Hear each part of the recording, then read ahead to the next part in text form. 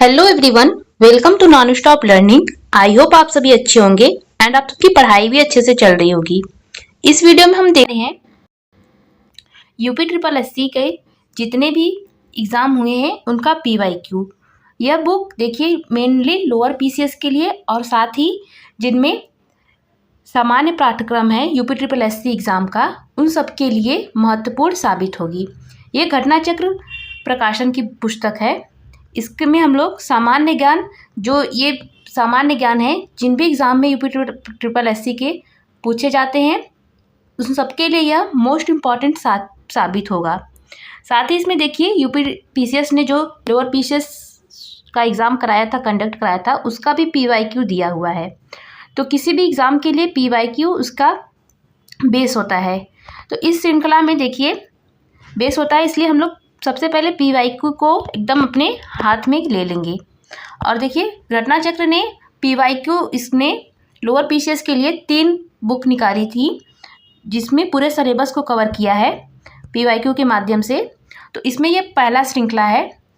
पहले श्रृंखला में विषयगत ज्ञान यानी सामान्य ज्ञान, इसमें जो 5-5 नंबर के क्वेश्चन पूछे गए हैं सारे इतिहास से, पॉलिटी से, भूगोल से और सामाजिक विकास, अर्थशास्त्र से, इसी प्रकार 5-5 नंबर के जो क्वेश्चन पूछे गए हैं उसको इस बुक में कवर किया गया है भाग 1 में।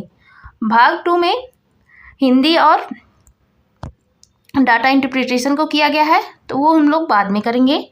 और भाग 3 में कंप्यूटर और यूपी स्पेशल को किया गया है। तो यूपी स्पेशल हम लोगों ने कर लिया है, यूपी स्पेशल और कंप्यूटर का भाग 3, क्योंकि वो ज़्यादा इंपॉर्टेंट था। उससे हम लोग का 35 नंबर अपना पक्का होता है। इसके बाद हम लोग भाग 1 को करेंगे इसमें, क्योंकि इसमें ये भी 5-5 नंबर का है करके ये 65 नंबर को कवर करेगी। तो इसको हम लोग कंप्लीट करने वाले हैं। तो आइए शुरू करते हैं। सॉरी 65 नहीं, 55 या 50 नंबर इससे रहेगा।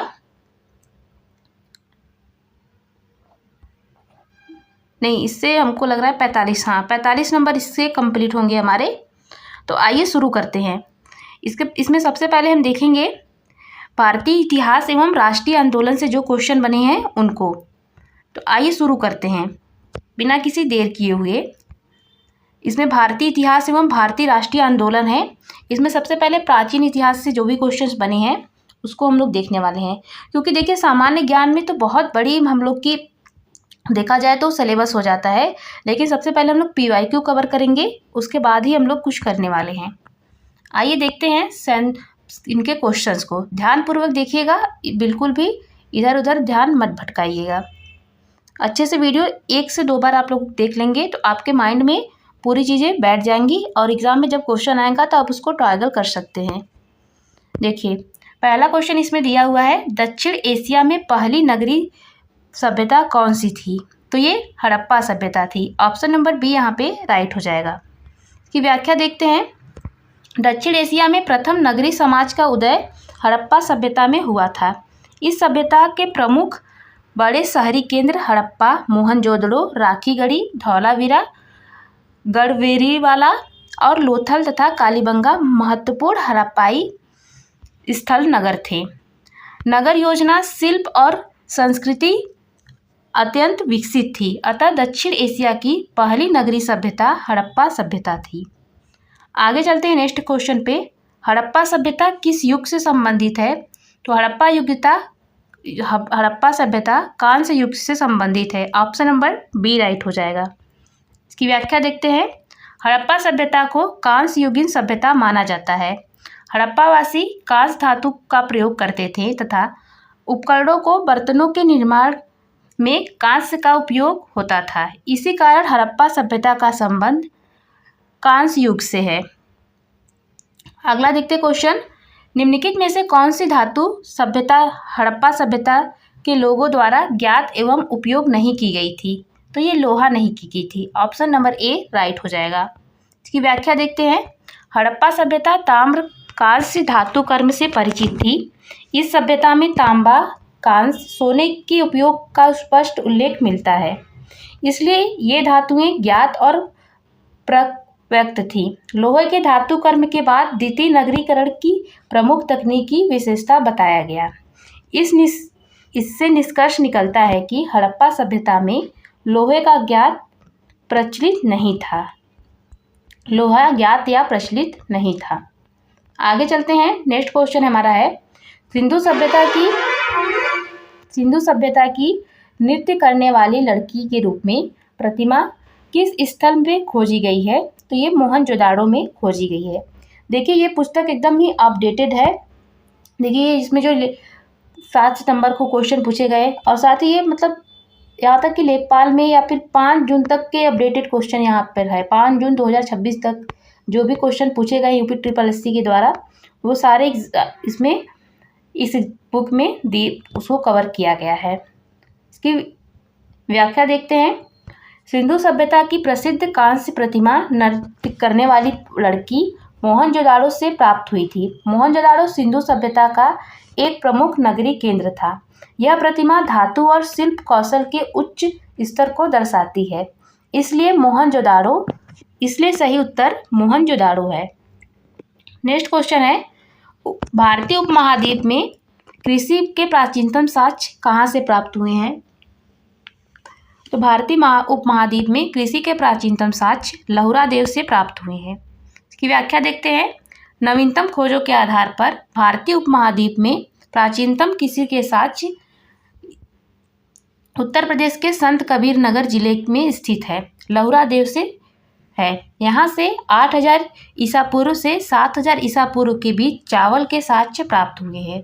उल्लेखनीय है कि इस नवीनतम खोज से पूर्व भारतीय उपमहाद्वीप का प्राचीनतम कृषि साक्ष्य वाला स्थल मेहरगढ़ पाकिस्तान के बलूचिस्तान में स्थित है। यहाँ से गेहूं के साक्ष्य मिले हैं, जबकि प्राचीनतम चावल के साक्ष्य स्थल कोलडिहवा प्रयागराज जिले में बेलन घाटी स्थित, यहाँ से 6500 वर्ष पुराने चावल के भूसी के साक्ष्य मिले हैं। उपयुक्त संदर्भों में यदि विकल्प में लहुरा देव रहता तो उपयुक्त विकल्प वही होता, परंतु लहुरा देव विकल्प में न होने की स्थिति में मेहरगढ़ होगा। आगे है, नौदा टोली का उत्खनन किसने किया था? नौदा टोली का उत्खनन HD संकालिया ने किया था। ऑप्शन नंबर सी राइट हो जाएगा। व्याख्या देखते हैं। नौदा टोली मध्य प्रदेश का उत्खनन 1957 से 1959 में डेक्कन कॉलेज पूना के प्रोफेसर HD संकारिया तथा BS देव तथा JD अंसारी द्वारा किया गया था। यह स्थल महाद्वीप का सबसे विस्तृत उत्खनित ताम्रपाषाणिक स्थल है, जिसकी तिथि लगभग ईसा पूर्व 1500 से 1300 के मध्य निर्धारित की गई है। नेक्स्ट क्वेश्चन हमारा है, हड़प्पा के एक बंदरगाह का नाम लिखिए। हड़प्पा के एक बंदरगाह का नाम लोथल है।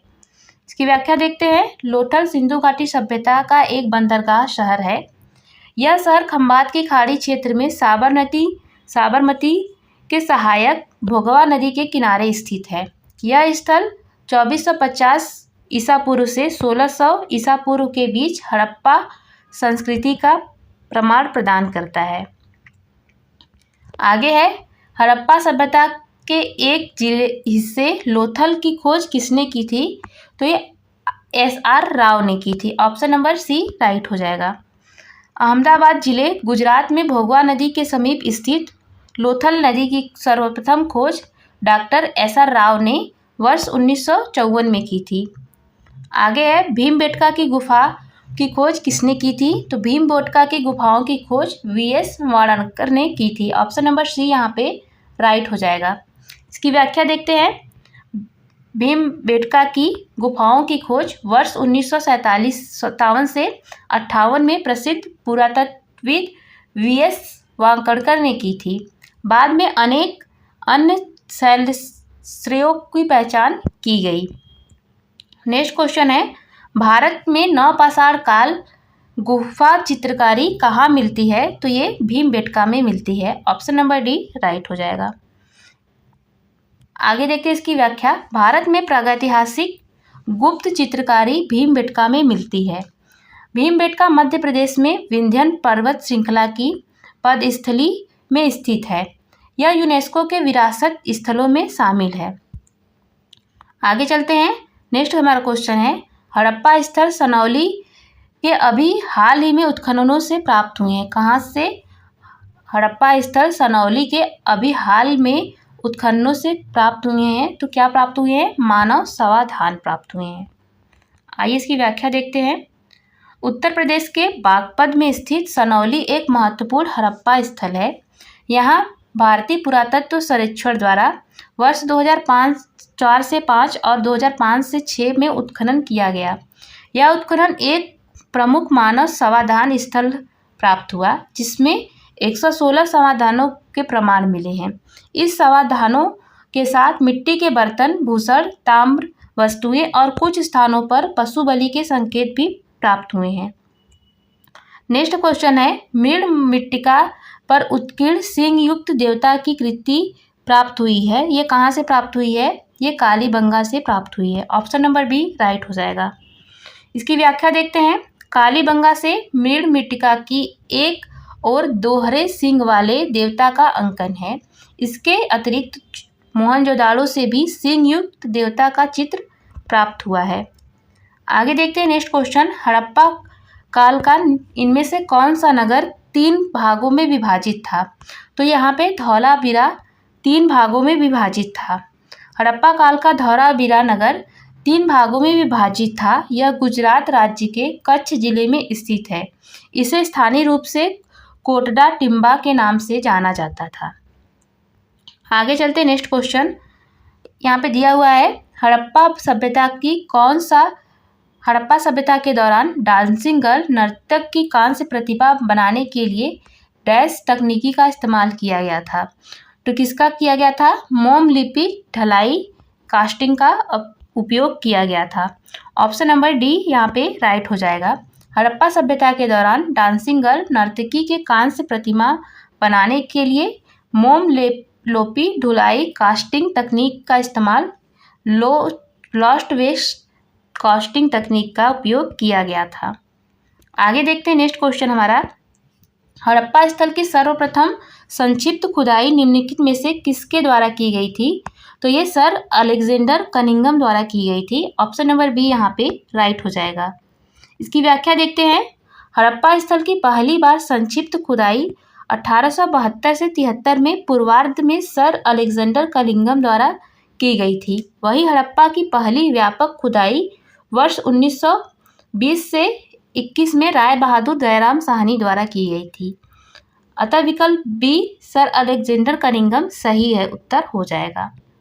आगे क्वेश्चन है, निम्नलिखित में से किस स्थल से मानव कंकाल के साथ कुत्ते का कंकाल भी समाधान से प्राप्त हुआ है? तो ये बुर्जहोम प्राप्त हुआ है, बुर्जहोम से। इसकी व्याख्या देखते हैं। जम्मू कश्मीर एवं श्रीनगर के निकट स्थित बुर्जहोम से नवपाषाणिक अवस्था में मानव कंकाल के साथ कुत्ते का भी समाधान प्राप्त हुआ है। गर्तावास से यहाँ भी प्रमुख विशेषता है। गर्तावास घर वाले गड्ढों वाला घर यहाँ की प्रमुख विशेषता है। आगे चलते हैं नेक्स्ट क्वेश्चन, चहुंदड़ों के उत्खनन का निर्देशन किया गया था। चहुंदड़ों के उत्खनन का निर्देशन किया गया था किसके द्वारा? J.H. मैके के द्वारा। ऑप्शन नंबर ए राइट हो जाएगा। चलते हैं आगे, इसकी व्याख्या देखते हैं। चहुंदड़ों की खोज सर्वप्रथम वर्ष 1931 में N.G. मजमूदार ने की थी तथा वर्ष 1935 से 36 में अर्नेस्ट J.H. मैके ने यहाँ उत्खनन करवाया था। आगे चलते हैं नेक्स्ट क्वेश्चन पे। सिंधु घाटी सभ्यता के बारे में इनमें से कौन सा कथन सत्य है? इसमें सिंधु लोग कपास का उत्पादन करने वाले प्रथम थे। यही कथन राइट हो जाएगा। ऑप्शन नंबर ए सही हो जाएगा। इसकी व्याख्या देखते हैं। सिंधुकालीन अर्थव्यवस्था कृषि, पशुपालन, शिल्प और व्यापार पर आधारित थी। यहाँ से प्राप्त वनस्पति अवशेष के आधार पर कहा जा सकता है कि यहाँ के लोग गेहूँ, बाजरा, चावल की खेती करते थे। मोहनजोदड़ो से कपास का प्रमाण प्राप्त हुआ है, जिससे स्पष्ट होता है कि हड़प्पावासी कपास के प्रारंभिक उत्पादक एवं उपभोक्ता थे। इसलिए सही उत्तर ए हो जाएगा, विकल्प ए राइट हो जाएगा। नेक्स्ट क्वेश्चन है, 5वीं शताब्दी ईसा पूर्व में तुर्की लोगों ने सिंधु के पूर्व लोगों द्वारा इस्तेमाल की जाने वाली भाषा को क्या कहा? तो इसे हिंदवी कहा गया। ऑप्शन नंबर बी राइट हो जाएगा। आगे देखते हैं इसकी व्याख्या। 6ठी शताब्दी ईसा पूर्व में कालांतर में तुर्कों ने सिंधु के पूर्व में लोगों द्वारा इस्तेमाल की जाने वाली भाषा को हिंदवी, लोगों को हिंदू तथा उनके द्वारा प्रयोग की जाने वाली जमीन को हिंदुस्तान कहा था।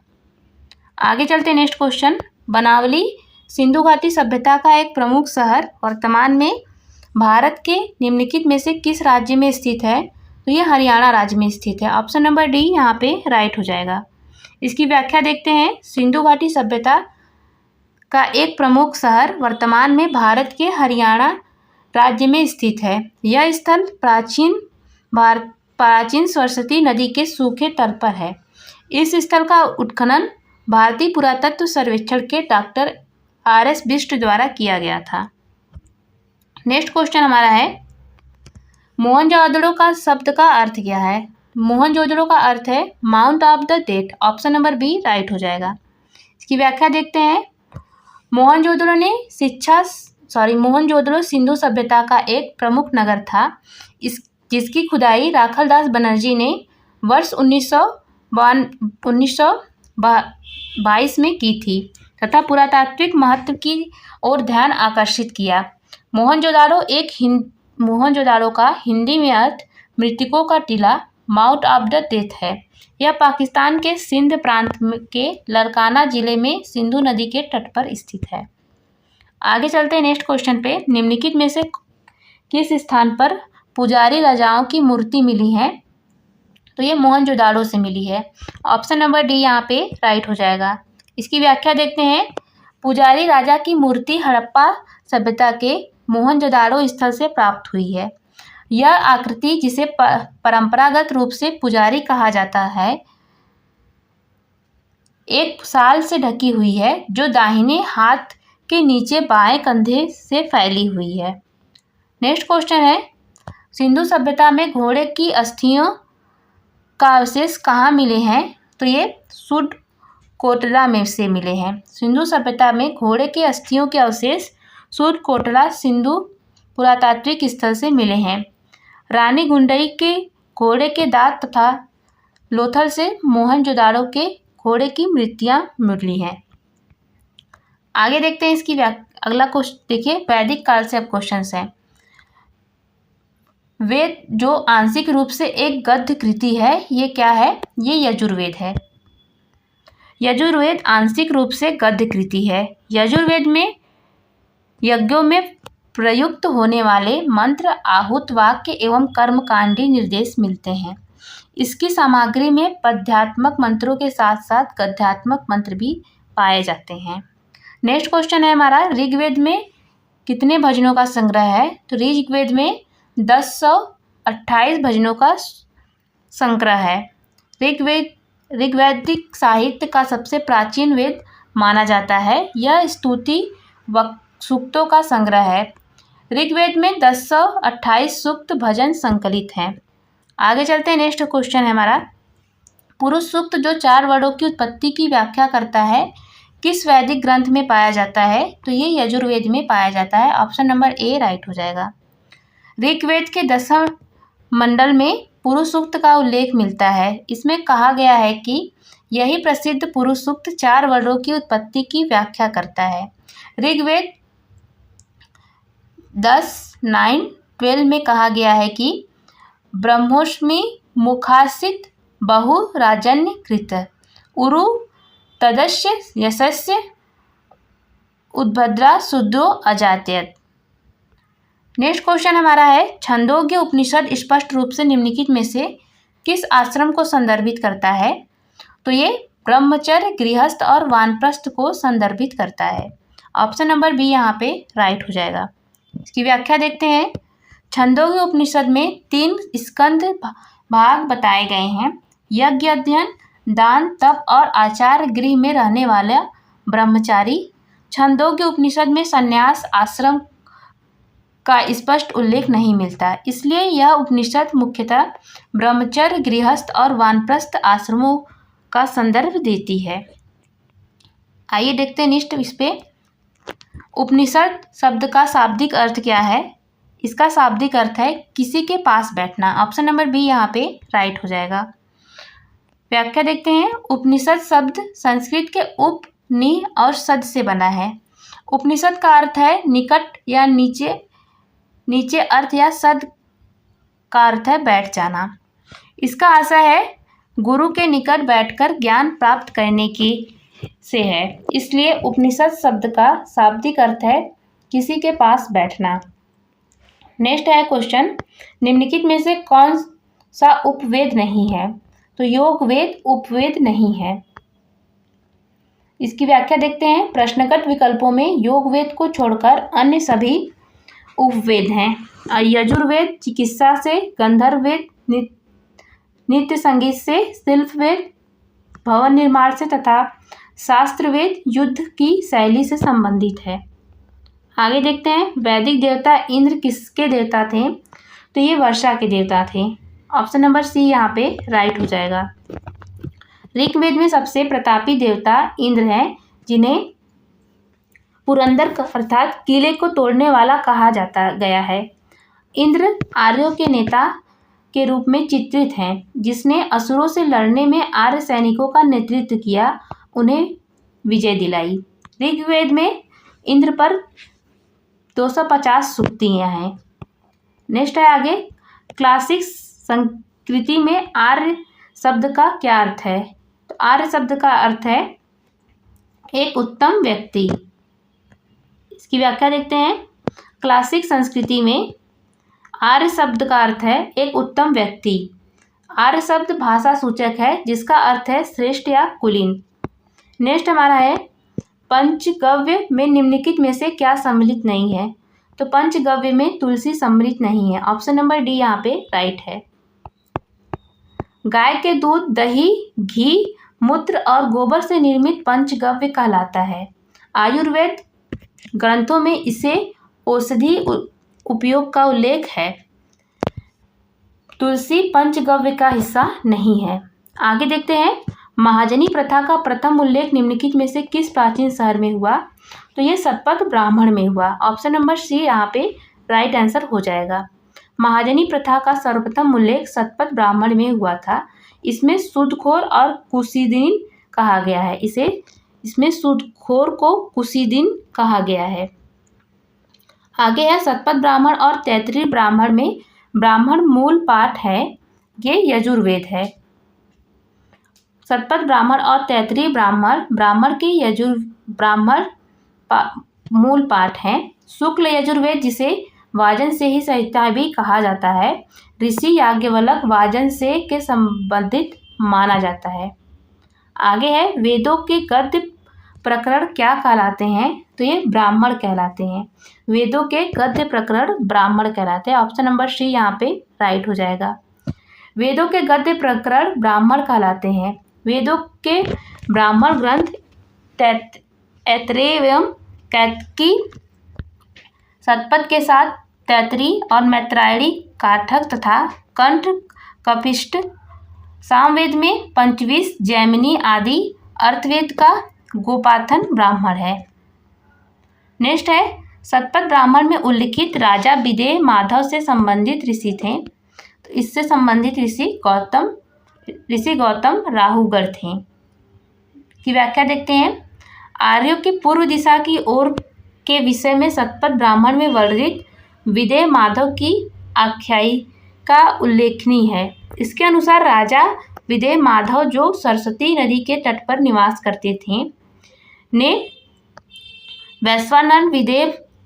वैश्वानर अग्नि को मुख में धारण किया था। गौतम बुद्ध राहुगढ़ द्वारा धृत का नाम लेते ही वह अग्नि मुख से निकलकर पृथ्वी पर आ गई और नदियों को जलाते हुए पूर्व की ओर बढ़ गई।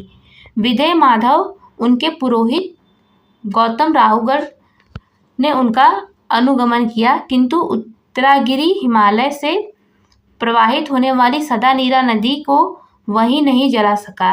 विदेह माधव द्वारा अपने निवास स्थान के विषय में पूछे जाने पर अग्नि ने उनसे सदा नीरा नदी के पूर्व की ओर रहने का आदेश दिया। आगे चलते हैं। नेक्स्ट हमारा क्वेश्चन है प्राचीनतम वेद कौन सा है? तो ये ऋग्वेद है। ऑप्शन नंबर बी राइट है। प्राचीनतम वेद ऋग्वेद है। अन्य 3 वेद यजुर्वेद, सामवेद और अथर्ववेद हैं। यजुर्वेद ऋग्वेद में यज्ञ में देवताओं के आवाहन के लिए सूक्ति संकलित है।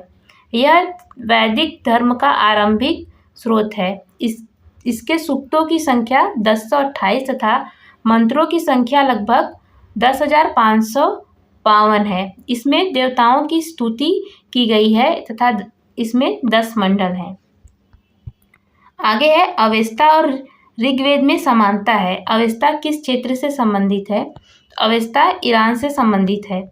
अवेस्ता और ऋग्वेद दोनों में कुछ भाषिक समानताएं हैं। अवेस्ता ईरान क्षेत्र से संबंधित है जबकि ऋग्वेद का संबंध आर्यों से है। आगे है ऋग्वेद में निहित गायत्री मंत्र किस देवता को समर्पित है?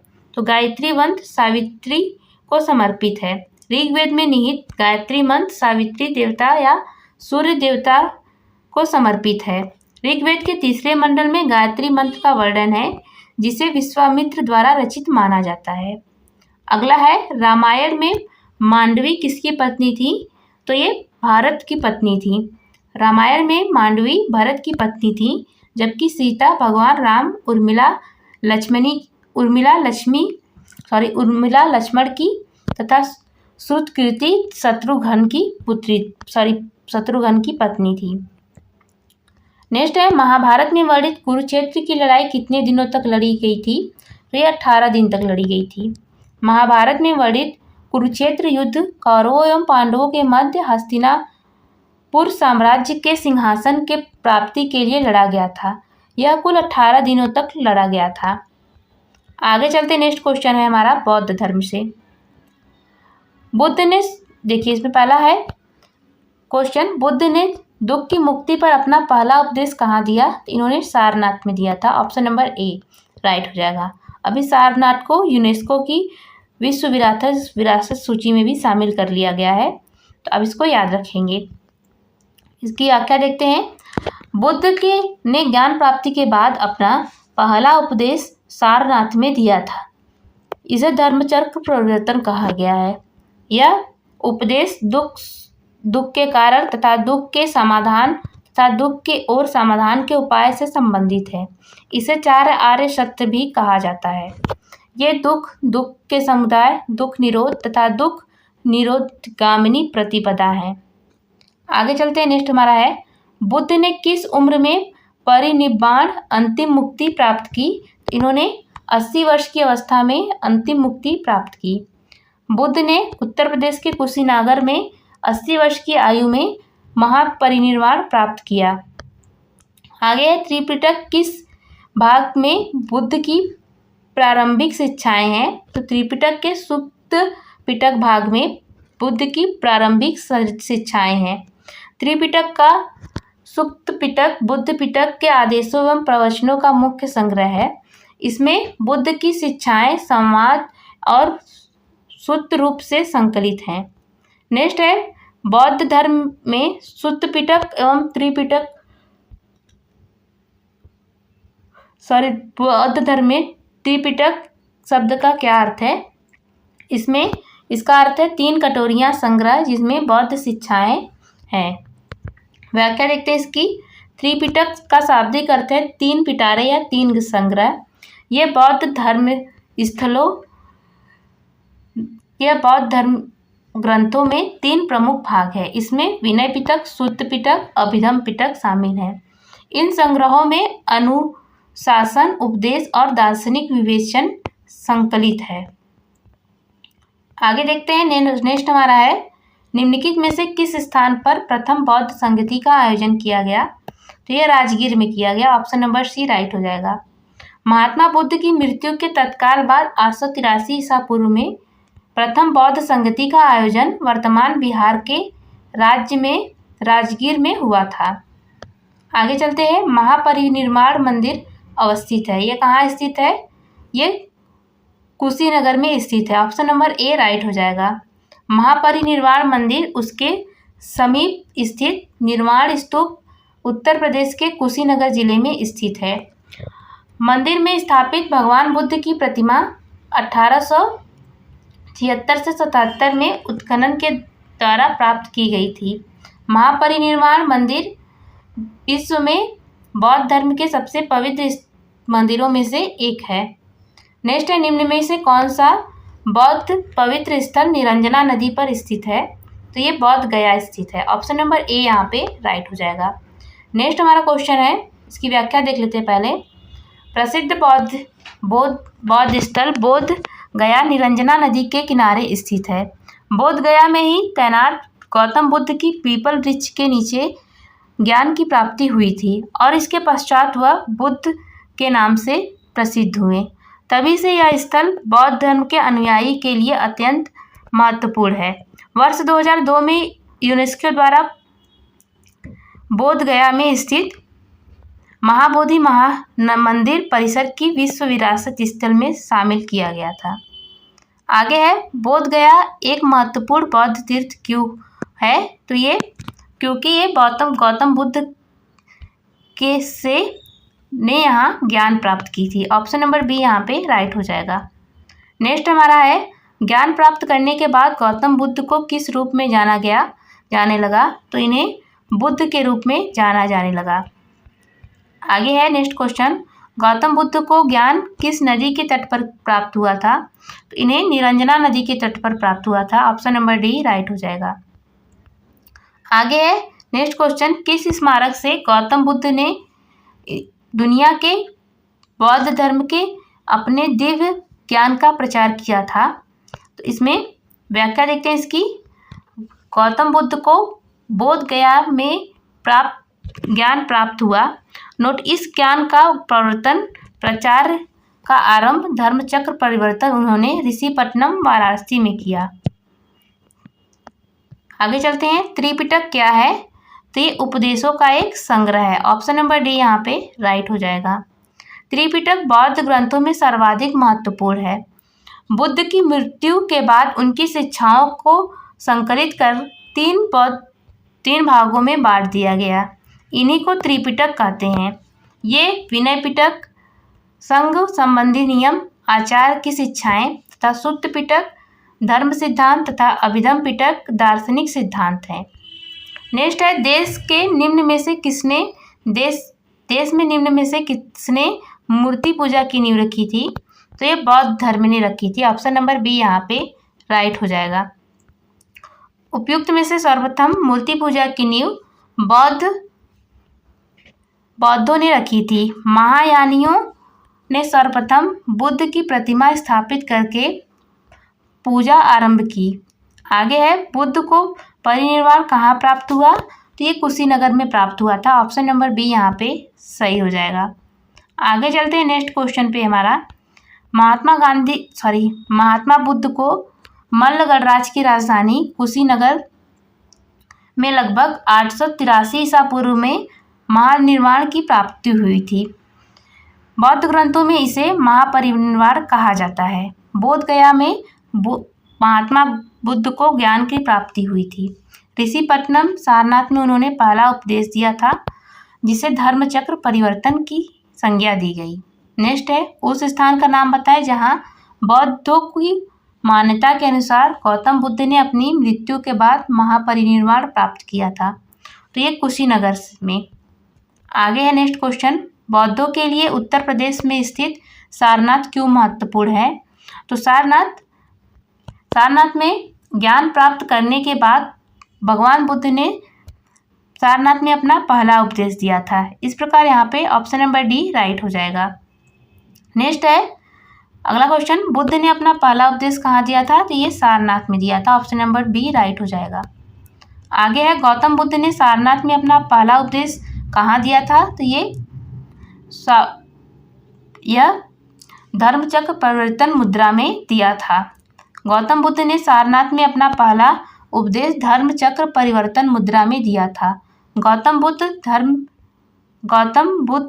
धर्म के संस्थापक थे। आगे है, निम्नलिखित 4 स्थानों में दी हुई बौद्ध संगतियों का कालानुक्रम स्थापित कीजिए। तो यहाँ पे कालानुक्रम स्थापित करना है, तो सही कालानुक्रम हो जाएगा देखिए सबसे पहले यहाँ पे राजगीर में हो जाएगा, फिर उसके बाद वैशाली में, फिर उसके बाद पाटलिपुत्र में, फिर कुंडलवन में। इस प्रकार 2143 हो जाएगा राइट आंसर। आइए देखते हैं 2143 यहाँ पे ऑप्शन नंबर डी राइट हो जाएगा। इसकी व्याख्या देखते हैं। प्रथम बौद्ध संगति बुद्ध की मृत्यु के तत्काल बाद मगध नरेश अजातशत्रु के कार्यकाल में राजगीर स्थित सतकर्णी गुफा में संपन्न हुई थी। अद्वितीय बौद्ध संगति का आयोजन कालाशोक के शासनकाल में बुद्ध की मृत्यु के बाद 100 वर्षों बाद वैशाली में किया गया था। तृतीय बौद्ध संगति मौर्य सम्राट अशोक के शासनकाल में पाटलिपुत्र में हुई थी। मोगलीपुत्र इसके अध्यक्ष थे। चतुर्थ बौद्ध संगति कनिष्क के शासनकाल में कुंडलवन में संपन्न हुई थी। इसकी अध्यक्षता वसुमित्र एवं उपाध्यक्ष अश्वघोष ने की थी। आगे चलते नेक्स्ट क्वेश्चन पे। अगला क्वेश्चन हमारा दिया हुआ है, बुद्ध ने अपना पहला धर्म उपदेश देते हुए अपने मत की आधारशिला रखी थी। तो यह कहाँ पे? सारनाथ में। ऑप्शन नंबर डी यहाँ पे राइट हो जाएगा। बुद्ध ने अपने जन्म कपिलावस्तु के निकट लुम्बिनी नामक स्थान पर गौतम बुद्ध का जन्म कपिलावस्तु के निकट लुम्बिनी नामक स्थान पर हुआ था। बुद्ध ने अपना पहला धर्म उपदेश सारनाथ में दिया। उन्होंने 5 ब्राह्मण सन्यासियों को पहला उपदेश दिया, जिसे बौद्ध धर्म में धर्मचक्र परिवर्तन कहा गया। आगे देखते हैं। नेक्स्ट है, गौतम बुद्ध ने डैश में धर्मचक्र परिवर्तन सूत्र का उपदेश दिया है। कहाँ पर दिया? ये सारनाथ में दिया। ऑप्शन नंबर डी राइट हो जाएगा। नेक्स्ट क्वेश्चन हमारा अगला क्वेश्चन है, पाली में बौद्ध ग्रंथों को आमतौर पर त्रिपिटक यानी 3 फोल्ड बास्केट कहा जाता है। इसमें से कौन सा त्रिपिटक में से नहीं है? तो त्रिपिटक में इसमें उपासक पिटक नहीं है, बाकी सब अभिधम पिटक, सुप्त पिटक और विनय पिटक तीनों इसमें है। आगे व्याख्या देखते हैं। इसमें पाली के बौद्ध ग्रंथों को आमतौर पर त्रिपिटक या थ्रो-फिल्ड बास्केट कहा जाता है। इसमें शामिल है सुत्त पिटक, विनय पिटक, अभिधम पिटक। त्रिपिटक बौद्ध धर्म में मूल ग्रंथ है। ये पाली भाषा में लिखे गए हैं। आगे चलते हैं नेक्स्ट क्वेश्चन पे। नागार्जुन कौन थे? तो ये एक बौद्ध दार्शनिक थे। नागार्जुन एक बौद्ध दार्शनिक थे। वे शून्यवाद माध्यमिक के प्रवर्तक थे। इनकी संरचना मूल मध्य करिका है। नेक्स्ट है, भारत में स्थित किस शहर को विश्व का सबसे पुराना शहर माना जाता है? इसे वाराणसी को सबसे पुराना शहर माना जाता है। हिंदू पौराणिक कथा के अनुसार वाराणसी काशी विश्व का प्राचीनतम शहर है। बुद्ध काल में वाराणसी काशी जनपद की राजधानी थी। आगे है अगला है, राजा बिंबिसार के दरबार में उस प्रसिद्ध चिकित्सक का क्या नाम है जो भगवान बुद्ध के निजी चिकित्सक थे? तो ये जीवक थे। जीवक प्राचीन काल के प्रसिद्ध आयुर्वेदाचार्य गौतम बुद्ध के निजी चिकित्सक तथा बिंबिसार के राज चिकित्सक थे। बिंबिसार मगध राज का राजा था तथा अजातशत्रु बिंबिसार का पुत्र था। आगे नेक्स्ट है हमारा त्रिरश्मि बौद्ध गुफा परिसर, जहाँ 3 गुफाएं खोजी गई हैं। यह किस राज्य में है? तो ये महाराष्ट्र में है। व्याख्या देखते हैं। महाराष्ट्र के नासिक के निकट त्रिरश्मि पहाड़ी में त्रिरश्मि बौद्ध गुफाएं या पांडवलेनी का दस्तावेजीकरण एक ब्रिटिश सैन्य अधिकारी द्वारा किया गया। वर्ष 2021 में भारतीय पुरातत्व सर्वेक्षण को उसी क्षेत्र में 3 और गुफाएं मिली थीं। ऐसा माना जाता है कि ये गुफाएं बौद्ध भिक्षुओं का निवास स्थान हो सकती हैं। आगे है नेक्स्ट हमारा क्वेश्चन, कनिष्क के शासनकाल के दौरान निम्न में से कौन सी बौद्ध संगति आयोजित की गई थी? तो ये चौथी बौद्ध संगति आयोजित की गई थी। ऑप्शन नंबर सी यहाँ पे राइट हो जाएगा। इसकी व्याख्या देखते हैं। बौद्ध संगतियाँ दी हुई हैं, इसमें क्रम दिया हुआ है। प्रथम 483 ईसा पूर्व में प्रथम बौद्ध संगति हुई थी। इसका स्थान है राजगिरी। इसकी अध्यक्षता महाकश्यप ने की थी और इस समय शासक अजातशत्रु थे। फिर द्वितीय बौद्ध संगति 383 ईसा पूर्व में 100 साल बाद हुई थी। यह वैशाली में हुई थी और इसके अध्यक्ष सबकामी थे और इस समय शासक कालाशोक थे।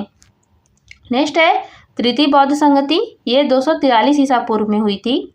यह पाटलिपुत्र में हुई थी और इसके अध्यक्ष मोगलीपुत्र तीर्थ थे तथा इस समय शासक अशोक थे। आगे है चतुर्थ बौद्ध संगति, यह प्रथम शताब्दी में हुई थी और यह कुंडलवल कश्मीर में हुई थी और इसके अध्यक्ष वसुमित्र और अशोघोष इसके उपाध्यक्ष थे और यह कनिष्क के शासनकाल में हुई थी। देखिए इसको ट्रिक से याद कर सकते हैं। देखिए इसमें रा व पा कु, ऐसे इसका ट्रिक आगे से याद कर लीजिएगा। बार बार रा व पा कु 2-3 बार बोल देंगे तो याद हो जाएगा। तो ये स्थान याद हो जाएगा। ज़्यादातर स्थान ही पूछा जाता है, फिर बाकी इसको ऐसे ए के से ऐसे याद कर लीजिएगा। अब पहला तो याद हो ही जाता है कि सबको कि अजातशत्रु थे। फिर दूसरे पे कालाशोक को याद कर लीजिएगा। फिर कालाशोक के बाद जस्ट अशोक को है, फिर उसके बाद कनिष्क है। तो इसको ए के से नाम याद कर लीजिएगा। डबल ए के है, डबल ए के से, और फिर इस प्रकार हम लोग इसको याद कर सकते हैं ट्रिक से। आगे चलते हैं नेक्स्ट क्वेश्चन पे। जैन धर्म से जो भी क्वेश्चन है उनको हम देखने वाले हैं। पहला इसमें क्वेश्चन है, जैन धर्म के 24वें एवं अंतिम तीर्थंकर किसे माना जाता है?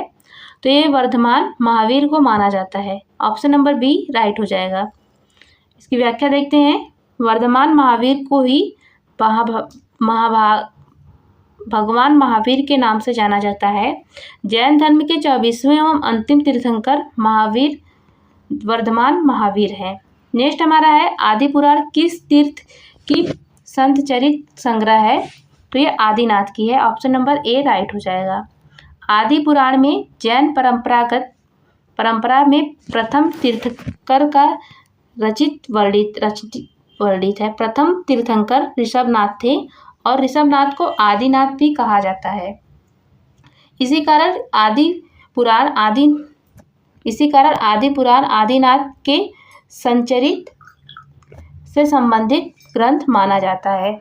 नेक्स्ट है, अगला हमारा क्वेश्चन है, 23वें तीर्थंकर पार्श्वनाथ से जुड़ा प्रतीक क्या है? तो पार्श्वनाथ से जुड़ा प्रतीक है सांप।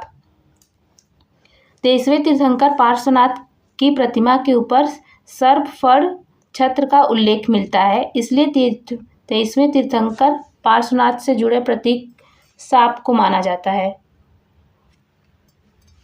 नेक्स्ट क्वेश्चन है, जैन धर्म का सबसे महत्वपूर्ण मौलिक सिद्धांत क्या है? तो जैन धर्म का सबसे महत्वपूर्ण मौलिक सिद्धांत है अहिंसा। ऑप्शन नंबर डी राइट हो जाएगा। इसकी व्याख्या देखते हैं। अहिंसा को जैन धर्म में सबसे महत्वपूर्ण मौलिक सिद्धांत के रूप में जाना जाता है। जैन धर्म के 5 सिद्धांतों में अहिंसा सबसे मौलिक सिद्धांत है। जैन धर्म के 5 सिद्धांत इस प्रकार हैं: अहिंसा, सत्य, अस्तेय, अपरिग्रह और ब्रह्मचर्य। इस प्रकार यहाँ पे राइट आंसर हो जाएगा ऑप्शन नंबर डी। आगे चलते हैं। नेक्स्ट क्वेश्चन है, जैन धार्मिक परंपरा में कितने तीर्थंकर थे? तो जैन धार्मिक परंपरा में 24 तीर्थंकर थे। ऑप्शन नंबर यहाँ पे बी राइट हो जाएगा। जैन धार्मिक परंपरा के अनुसार कुल 24 तीर्थंकर माने जाते हैं। ऋषभनाथ को प्रथम तीर्थंकर, महावीर स्वामी को 24वां तीर्थंकर माना जाता है। तीर्थंकर में महापुरुष वो जीव को मोक्ष मार्ग का उपदेश देते हैं, इसलिए जैन परंपरा में तीर्थंकरों की संख्या 24 है। नेक्स्ट क्वेश्चन हमारा, निम्नलिखित में से कौन सा स्थल पार्श्वनाथ से संबंध होने के कारण जैन सिद्ध क्षेत्र माना जाता है? तो ये संवेद शिखर को माना जाता है। ऑप्शन नंबर सी यहाँ पे राइट हो जाएगा। इसकी व्याख्या देखते हैं। पार्श्वनाथ जैन धर्म के 23वें तीर्थंकर थे, जिनका जन्म वाराणसी में महावीर स्वामी से 250 वर्ष पहले हुआ था। काशी के शासक इक्ष्वाकु अश्वसेन उनके पिता थे तथा महारानी वामा उनकी माता थी। 30 वर्ष की आयु के बाद उन्होंने गृह त्याग कर अपना जीवन वैराग्य एवं तत्विपर्याचार में लगाया। वाराणसी के निकट आश्रम पद उद्यान में समाधिस्थ होकर कठिन तपस्या करने के उपरांत उन्होंने 80वें कैवल्य ज्ञान की प्राप्ति हुई थी। पार्श्वनाथ का परिनिर्वाण संवेद शिखर पर हुआ था। इसी कारण यह जैन क्षेत्र का माना जाता है, प्रसिद्ध क्षेत्र माना जाता है। आगे है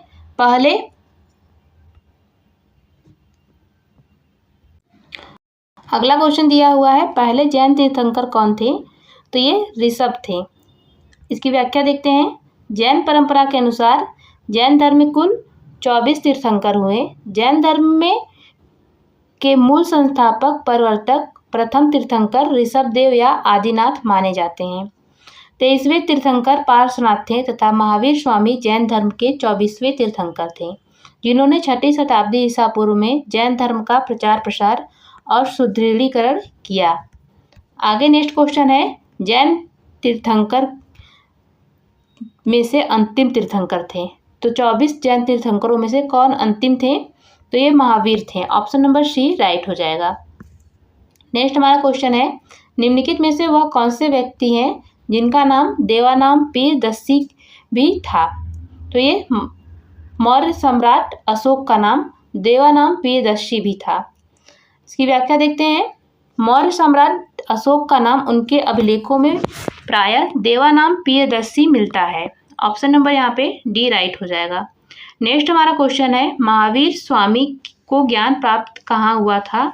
तो ये जाम्भिक ग्राम में प्राप्त हुआ था। ऑप्शन नंबर सी राइट हो जाएगा। महावीर स्वामी जैन धर्म के 24वें तीर्थंकर थे। उन्होंने लगभग 12 वर्षों की कठिन तपस्या के बाद जाम्भिक ग्राम के पास ऋजुपालिका नदी के तट पर एक साल वृक्ष के नीचे कैवल्य ज्ञान की प्राप्ति किया था। नेक्स्ट क्वेश्चन है, जैन धर्म में 3 रत्न दिए जाते हैं, उन्हें निर्वाण का मार्ग कहा जाता है। वे क्या हैं? तो वे हैं सही विश्वास, सही ज्ञान और सही आचरण। ऑप्शन नंबर यहाँ पे डी राइट हो जाएगा। इसकी व्याख्या देखते हैं। जैन धर्म के त्रिरत्न हैं सही विश्वास, सम्यक दर्शन, सम्यक ज्ञान और सम्यक आचरण। यहाँ पे राइट हो जाएगा। जैन धर्म में सत्य यथार्थ में विश्वास और सम्यक दर्शन, तत्वों का सही ज्ञान और सम्यक ज्ञान, सुख दुख में समभाव को ही सम्यक चरित्र कहा जाता है। जैन धर्म में जीव का अंतिम लक्ष्य मोक्ष या निर्वाण अर्थात कर्म बंधन से मुक्त है। नेक्स्ट क्वेश्चन है, मनुष्य जीवन का सर्वोत्तम ध्येय कैवल्य किसका अर्थ है? तो कैवल्य है इच्छाओं पर विजय प्राप्त करना। आगे है नेक्स्ट क्वेश्चन, इसकी व्याख्या देखते हैं। जैन धर्म के अनुसार मनुष्य जीवन का चरम लक्ष्य मोक्ष या निर्वाण प्राप्ति है। कैवल्य अत्यंत महत्वपूर्ण अवस्था मानी जाती है। कैवल्य का वास्तविक अर्थ है पूर्ण ज्ञान या सर्वज्ञता। दिए गए विकल्पों में इच्छाओं पर विजय प्राप्त करना कैवल्य का शाब्दिक अर्थ नहीं बल्कि कैवल्य की प्राप्ति के आवश्यक साधन है। इससे जुड़ी अवस्था के रूप में निकटतम विकल्प यही है, इसलिए हम यही मानेंगे। आगे है नेक्स्ट क्वेश्चन, महावीर स्वामी ने निम्न में से किस स्थान पर मोक्ष प्राप्त किया? इन्होंने पावापुरी में मोक्ष प्राप्त किया था। ऑप्शन नंबर बी यहाँ पे राइट हो जाएगा। व्याख्या देखते हैं। जैन धर्म के 24वें तीर्थंकर महावीर स्वामी ने 527 ईसा पूर्व में लगभग 72 वर्ष की आयु में पावापुरी में निर्वाण मोक्ष प्राप्त किया था। ऑप्शन नंबर यहाँ पे बी राइट है। आगे क्वेश्चन है, 6ठी शताब्दी ईसा पूर्व में जैन और बौद्ध ग्रंथों में कितने महाजनपदों का उल्लेख किया गया है? तो 16 महाजनपदों का उल्लेख किया गया है। ऑप्शन नंबर बी यहाँ पे राइट हो जाएगा।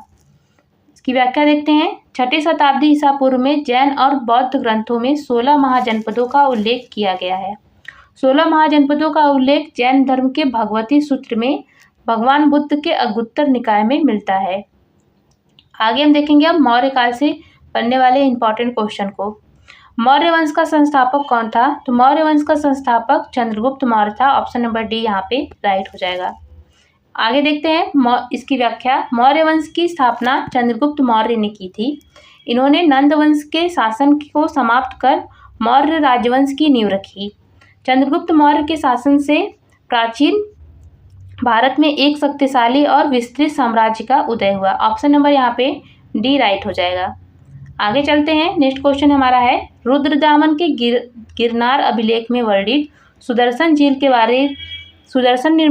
के निर्माण का श्रेय किस मौर्य अधिकारी को जाता है? तो ये पुष्यगुप्त को जाता है। ऑप्शन नंबर ए यहाँ पे राइट हो जाएगा। आगे इसकी व्याख्या देखते हैं। रुद्रदामन के गिरनार अभिलेख में सुदर्शन झील के निर्माण का श्रेय पुष्यगुप्त को दिया गया है।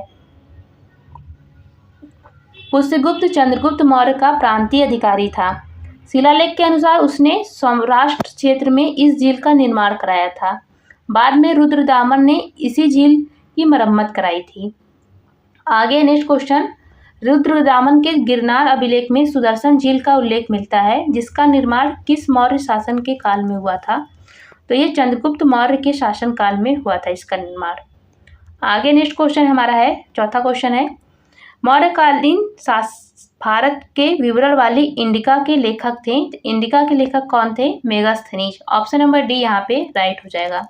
इसकी व्याख्या देखते हैं। मौर्यकालीन भारत के विवरण वाली इंडिका के लेखक मेगास्थनीज थे। मेगास्थनीज चंद्रगुप्त मौर्य के शासन काल में भारत आया था। नेक्स्ट क्वेश्चन है, मेगास्थनीज जिन्होंने भारत के बारे में प्रसिद्ध ग्रंथ इंडिका लिखी, वे मूल रूप से किस देश से थे? तो वे मूल रूप से ग्रीस से थे। ऑप्शन नंबर बी यहाँ पे राइट हो जाएगा। इसकी व्याख्या देखते हैं। मेगास्थनीज मूलतः ग्रीस का निवासी था, जो सेल्यूकस निकेटर का राजदूत था। मेगास्थनीज चंद्रगुप्त मौर्य के समय में भारत आया था। मेगास्थनीज की प्रसिद्ध पुस्तक का नाम इंडिका था। अगला क्वेश्चन है, प्रथम भारतीय साम्राज्य स्थापित किया गया था, यह कहाँ किया गया था? चंद्रगुप्त मौर्य द्वारा किया गया था। ऑप्शन नंबर सी यहाँ पे राइट हो जाएगा। इसकी व्याख्या देखते हैं। चंद्रगुप्त मौर्य की गणना भारत के महान शासकों में होती है। वह भारत का प्रथम ऐतिहासिक सम्राट था। वह ऐसा पहला सम्राट था जिसने बृहत्तर भारत द्वारा पर अपना शासन स्थापित किया था, जिसका विस्तार ब्रिटिश भारतीय साम्राज्य से बड़ा था। उसके साम्राज्य की सीमा ईरान से मिलती थी तथा उसने ही भारतीय उपमहाद्वीप को सर्वप्रथम राजनीति के रूप में एकीकृत किया था। आगे चलते हैं नेक्स्ट क्वेश्चन पे। विशाखदत्त द्वारा लिखित मुद्रा राक्षस निम्न में से किस भाषा में लिखी गई थी? तो ये संस्कृत भाषा में लिखी गई थी। ऑप्शन नंबर सी यहाँ पे राइट है। नेक्स्ट क्वेश्चन है, विशाखदत्त द्वारा रचित मुद्रा राक्षस संस्कृत भाषा का नाटक है। इसे हिंदी में अनुवादित करने का श्रेय भारतेंदु हरिश्चंद्र को प्राप्त है। इस ग्रंथ से चंद्रगुप्त मौर्य के विषय में विस्तृत सूचना प्राप्त होती है। नाटक में चंद्रगुप्त को वृषल या कुलहीन कहा गया है। ढूंढी राज ने मुद्रा राक्षस पर टीका लिखा था। नेक्स्ट है, गुर्जरा लघु शिलालेख अशोक, जिसमें अशोक का नामोल्लेख किया गया है, कहाँ स्थित है? तो ये मध्य प्रदेश के दतिया जिले में स्थित है। ऑप्शन नंबर बी यहाँ पे राइट हो जाएगा। अशोक का नामोल्लेख करने वाला गुर्जरा लघु शिलालेख मध्य प्रदेश के दतिया जिले में स्थित है। नेक्स्ट है, कालसी प्रसिद्ध है। कालसी किसके लिए प्रसिद्ध है? अशोक के शिलालेख के कारण प्रसिद्ध है। ऑप्शन नंबर सी यहाँ पे राइट हो जाएगा। कालसी उत्तराखंड के देहरादून जिले में स्थित है। यहाँ से अशोक का शिलालेख मिलता है, इसलिए कालसी ऐतिहासिक महत्व है। नेक्स्ट क्वेश्चन है, अशोक के निम्न अभिलेखों में से पूर्ण रूपेण धार्मिक सहिष्णुता के प्रति समर्पित कौन सा अभिलेख है? तो ये शिलालेख नंबर 12वां है। ऑप्शन नंबर बी यहाँ पे राइट हो जाएगा। अशोक के दीर्घकालिक शिलालेख में 12वां शिलालेख में सभी संप्रदायों के सार की वृद्धि होने की कामना की गई है तथा धार्मिक सहिष्णुता हेतु पालनीय उपाय बताए गए हैं। आगे चलते हैं, इसमें देखिए कथन दिया हुआ है, मौर्यकालीन शासकों के धार्मिक आधार पर भू अनुदान नहीं दिया गया था। कारण है, भू अनुदान के विरुद्ध कृषकों ने विद्रोह किया था। यहाँ पे राइट ऑप्शन हो जाएगा ऑप्शन ए सही है, परंतु आर गलत है। इसकी व्याख्या देखते हैं। धार्मिक आधार पर भूदान का प्रथम साक्ष्य मौर्योत्तर युगीन वंश सातवाहन वंश के समय में एक अभिलेख से प्राप्त होता है। मौर्यकालीन शासकों ने धार्मिक आधार पर कोई भूमि दान स्वरूप नहीं दी थी। भूमि दान के विरुद्ध कृषकों के विद्रोह का कोई वर्णन नहीं प्राप्त होता है, अतः कथन ए सही है, जबकि कारण आर गलत है। नेक्स्ट क्वेश्चन है, सम्राट अशोक कौन सा शिलालेख कलिंग पर विजय का उल्लेख करता है? तो ये 13वां शिलालेख करता है। ऑप्शन नंबर डी यहाँ पे राइट हो जाएगा। कलिंग युद्ध तथा उसके परिणामों के विषय में अशोक के 13वें शिलालेख से विस्तृत सूचना प्राप्त होती है। अशोक ने अपने राज्याभिषेक में 8 वर्ष बाद में कलिंग पर आक्रमण किया। उसने विजयोपरांत कलिंग में 2 अधीनस्थ प्रशासनिक केंद्र स्थापित किए। उत्तरी केंद्र राजधानी इसकी तोसल थी तथा दक्षिणी केंद्र की राजधानी जौगढ़ थी। नेक्स्ट क्वेश्चन हमारा है, अशोक के आक्रमण के दौरान कलिंग पूर्वी प्रांत की राजधानी कौन सी थी? तो ये तोसली थी। ऑप्शन नंबर डी यहाँ पे राइट हो जाएगा। अशोक के आक्रमण के दौरान कलिंग की राजधानी तोसली ओडिशा थी। नेक्स्ट क्वेश्चन है, क्वेश्चन नंबर 14 है, कौटिल्य प्रधानमंत्री थे, ये कहाँ के प्रधानमंत्री थे? चंद्रगुप्त मौर्य के प्रधानमंत्री थे कौटिल्य। ऑप्शन नंबर सी यहाँ पे राइट हो जाएगा। नेक्स्ट है, कौटिल्य इतिहास में विष्णुगुप्त और चाणक्य इन दोनों नामों से विख्यात है। चंद्रगुप्त मौर्य भारत का एक छत्र सम्राट बना तो कौटिल्य प्रधानमंत्री, महामंत्री तथा धर्म प्रधान पुरोहित के पद पर आसीन हुए। उन्होंने राजनीति शास्त्र पर अर्थशास्त्र नामक प्रसिद्ध ग्रंथ की रचना की थी। यह भारत में राज शासन की पर उपलब्ध प्राचीन रचना है। नेक्स्ट क्वेश्चन है हमारा, किसके शासनकाल में डिमेकस भारत आया था? तो ये बिंदुसार के शासनकाल में भारत आया था। स्ट्रेबो के अनुसार सीरिया के राजा एंथियाकस प्रथम ने डिमेकस नामक अपना एक राजदूत बिंदुसार की राजसभा में भेजा था। यह मेगास्थनीज के स्थान पर आया था। नेक्स्ट क्वेश्चन है, निम्न में से कौन सा अशोक के राज्याधीन नहीं था? अशोक के साम्राज्याधीन नहीं था, तो ये कामरूप अशोक के साम्राज्याधीन नहीं था। इसकी व्याख्या देखते हैं। उपयुक्त विकल्पों में से कामरूप अशोक के साम्राज्याधीन नहीं था। कामरूप का पहला ऐतिहासिक उल्लेख समुद्रगुप्त के 4थे सदी के प्रयाग प्रशस्ति हरिशेर द्वारा रचित में मिलता है। यह गुप्त साम्राज्य के सीमांत राज्यों देविका और समतट के साथ वर्णित है। नेक्स्ट क्वेश्चन है, अशोक के कौन से शिलालेख में ब्राह्मी लिपि का प्रयोग किया गया है? तो ये शाहबाजगढ़ी में ब्राह्मी लिपि का उपयोग किया गया है। ऑप्शन नंबर बी राइट हो जाएगा। अशोक के 14 बृहद शिलालेख विभिन्न राजाज्ञाएं शासनादेश हैं जो भिन्न भिन्न स्थानों से प्राप्त किए गए हैं। अशोक के शासनगढ़ शाहबाजगढ़ी तथा मानसेहरा अभिलेख अन्य लेखों के विपरीत खरोष्टी लिपि में लिखे गए हैं। शाहबाजगढ़ी आधुनिक पाकिस्तान के खैबर पख्तूनख्वा प्रांत के मर्दाना जिले में स्थित है। नेक्स्ट है, भारत का प्रथम अस्पताल और औषधि बाग निर्माण करवाया था, किसने कराया था? तो ये अशोक ने करवाया था। भारत का प्रथम अस्पताल और औषधि बाग अशोक ने करवाया था इसका निर्माण। इसकी व्याख्या देखते हैं। सम्राट अशोक युद्ध के लिए इतना प्रसिद्ध नहीं हुआ जितना वो धम्म विजेता एवं लोकोपकारी कार्यों से प्रसिद्ध हुआ। वह न केवल मानव वरन संपूर्ण प्राणी जगत के प्रति उदारता का दृष्टिकोण रखता था। इसी कारण उसे पशु पक्षियों के वध पर प्रतिबंध लगा दिया था उसने। अशोक ने लोकहित के लिए छायादार वृक्ष लगवाए तथा धर्मशाला बनवाई, कुएं भी खुदवाए। अशोक ने ही अपने शासनकाल में मनुष्य एवं पशुओं के लिए उपयोगी औषधियों हेतु प्रथम अस्पताल एवं औषधि बाग का निर्माण करवाया। नेक्स्ट क्वेश्चन पे चलते हैं। सारनाथ स्तंभ का निर्माण किया गया था, किसके द्वारा किया गया था? अशोक ने किया था। सारनाथ स्तंभ का निर्माण अशोक ने किया था। ऑप्शन नंबर बी यहाँ पे राइट हो जाएगा। नेक्स्ट क्वेश्चन है, सारनाथ स्तंभ का निर्माण अशोक ने किया था। इस स्तंभ के शीर्ष पर 4 सिंहों की आकृति बनी है जो राज्य की शक्ति का प्रतीक है। इस प्रतिकृति को भारत सरकार ने अपनी राज्य की प्रतीक चिन्ह के रूप में लिया है।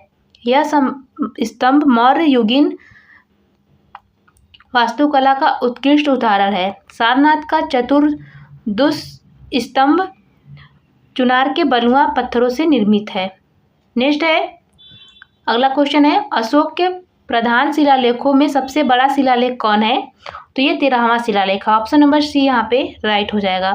इसकी व्याख्या देखते हैं। अशोक के प्रधान शिलालेखों में 13वां शिलालेख सबसे बड़ा है। इसमें अशोक के कलिंग विजय राज्याभिषेक पर 8 वर्ष बाद का वर्णन है तथा इसकी तुलना में धम्म विजय को अत्यधिक महत्वपूर्ण बताया गया है। नेक्स्ट क्वेश्चन देखते हैं। निम्न में से कौन मौर्य कला का सर्वोत्तम प्रतिमान कौन सा है? तो ये स्तंभ है। मौर्य कला का सर्वोत्तम प्रतिमान स्तंभ है। इसकी व्याख्या देखते हैं। मौर्य कला का सर्वोत्तम प्रतिमान स्तंभों को माना जाता है जिसमें अशोक द्वारा धम्म के प्रचार प्रसार हेतु स्थापित कराए गए एकाश्म स्तंभ विशेष रूप से उल्लेखनीय है। अशोक के एकाश्म स्तंभों का सर्वोत्कृष्ट नमूना सारनाथ का चतुर्मुखी स्तंभ शीर्ष है। आगे देखते हैं। नेक्स्ट इसमें क्वेश्चन, अगला क्वेश्चन है, अशोक का सिंह चतुर्मुख स्तंभ शीर्ष एक स्तंभ है, ये कहाँ पे है? ये सारनाथ में है। ऑप्शन नंबर डी यहाँ पे राइट हो जाएगा। इसकी व्याख्या देखते हैं। अब इसकी व्याख्या देखते हैं। सम्राट अशोक एक स्तंभ सारनाथ में स्थित है जिसे महान अशोक ने बनवाया था। सारनाथ स्थित चतुर्मुख स्तंभ के शीर्ष पर 4 सिंह बैठे हैं और सभी को पीठ पर एक दूसरे से सटी हुई हैं। सारनाथ के सिंह चतुर्भुज स्तंभ को भारत ने राष्ट्रीय प्रतीक के रूप में अपनाया है। सारनाथ के अशोक सिंह स्तंभ शीर्ष फलक पर बने हैं तथा चक्र के डिजाइन को राष्ट्रीय ध्वज की सफेद पट्टी के मध्य रखा गया है। नेक्स्ट क्वेश्चन है, मौर्य अर्थव्यवस्था मुख्य रूप से निर्भर थी, तो ये किस पर निर्भर थी? यहाँ पे राइट आंसर हो जाएगा ऑप्शन नंबर ए। यह मौर्य अर्थव्यवस्था मुख्यतः कृषि पर आधारित थी। भूमि कर, जिसे भाग कर कहा जाता था, राजस्व का प्रमुख कर था। यह सामान्यतः उत्पादन का 1/6 होता था।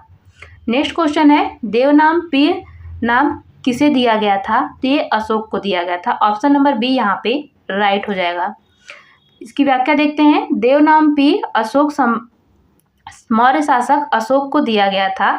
अशोक को देवानाम प्रियदर्शी भी कहा जाता था। अशोक का नाम मास्की, गुर्जरा, नेत्यूर, उदयगोलम के अभिलेखों में मिलता है। अशोक को धर्म नीति एवं कलिंग के युद्ध के लिए विशेष तौर पर जाना जाता है।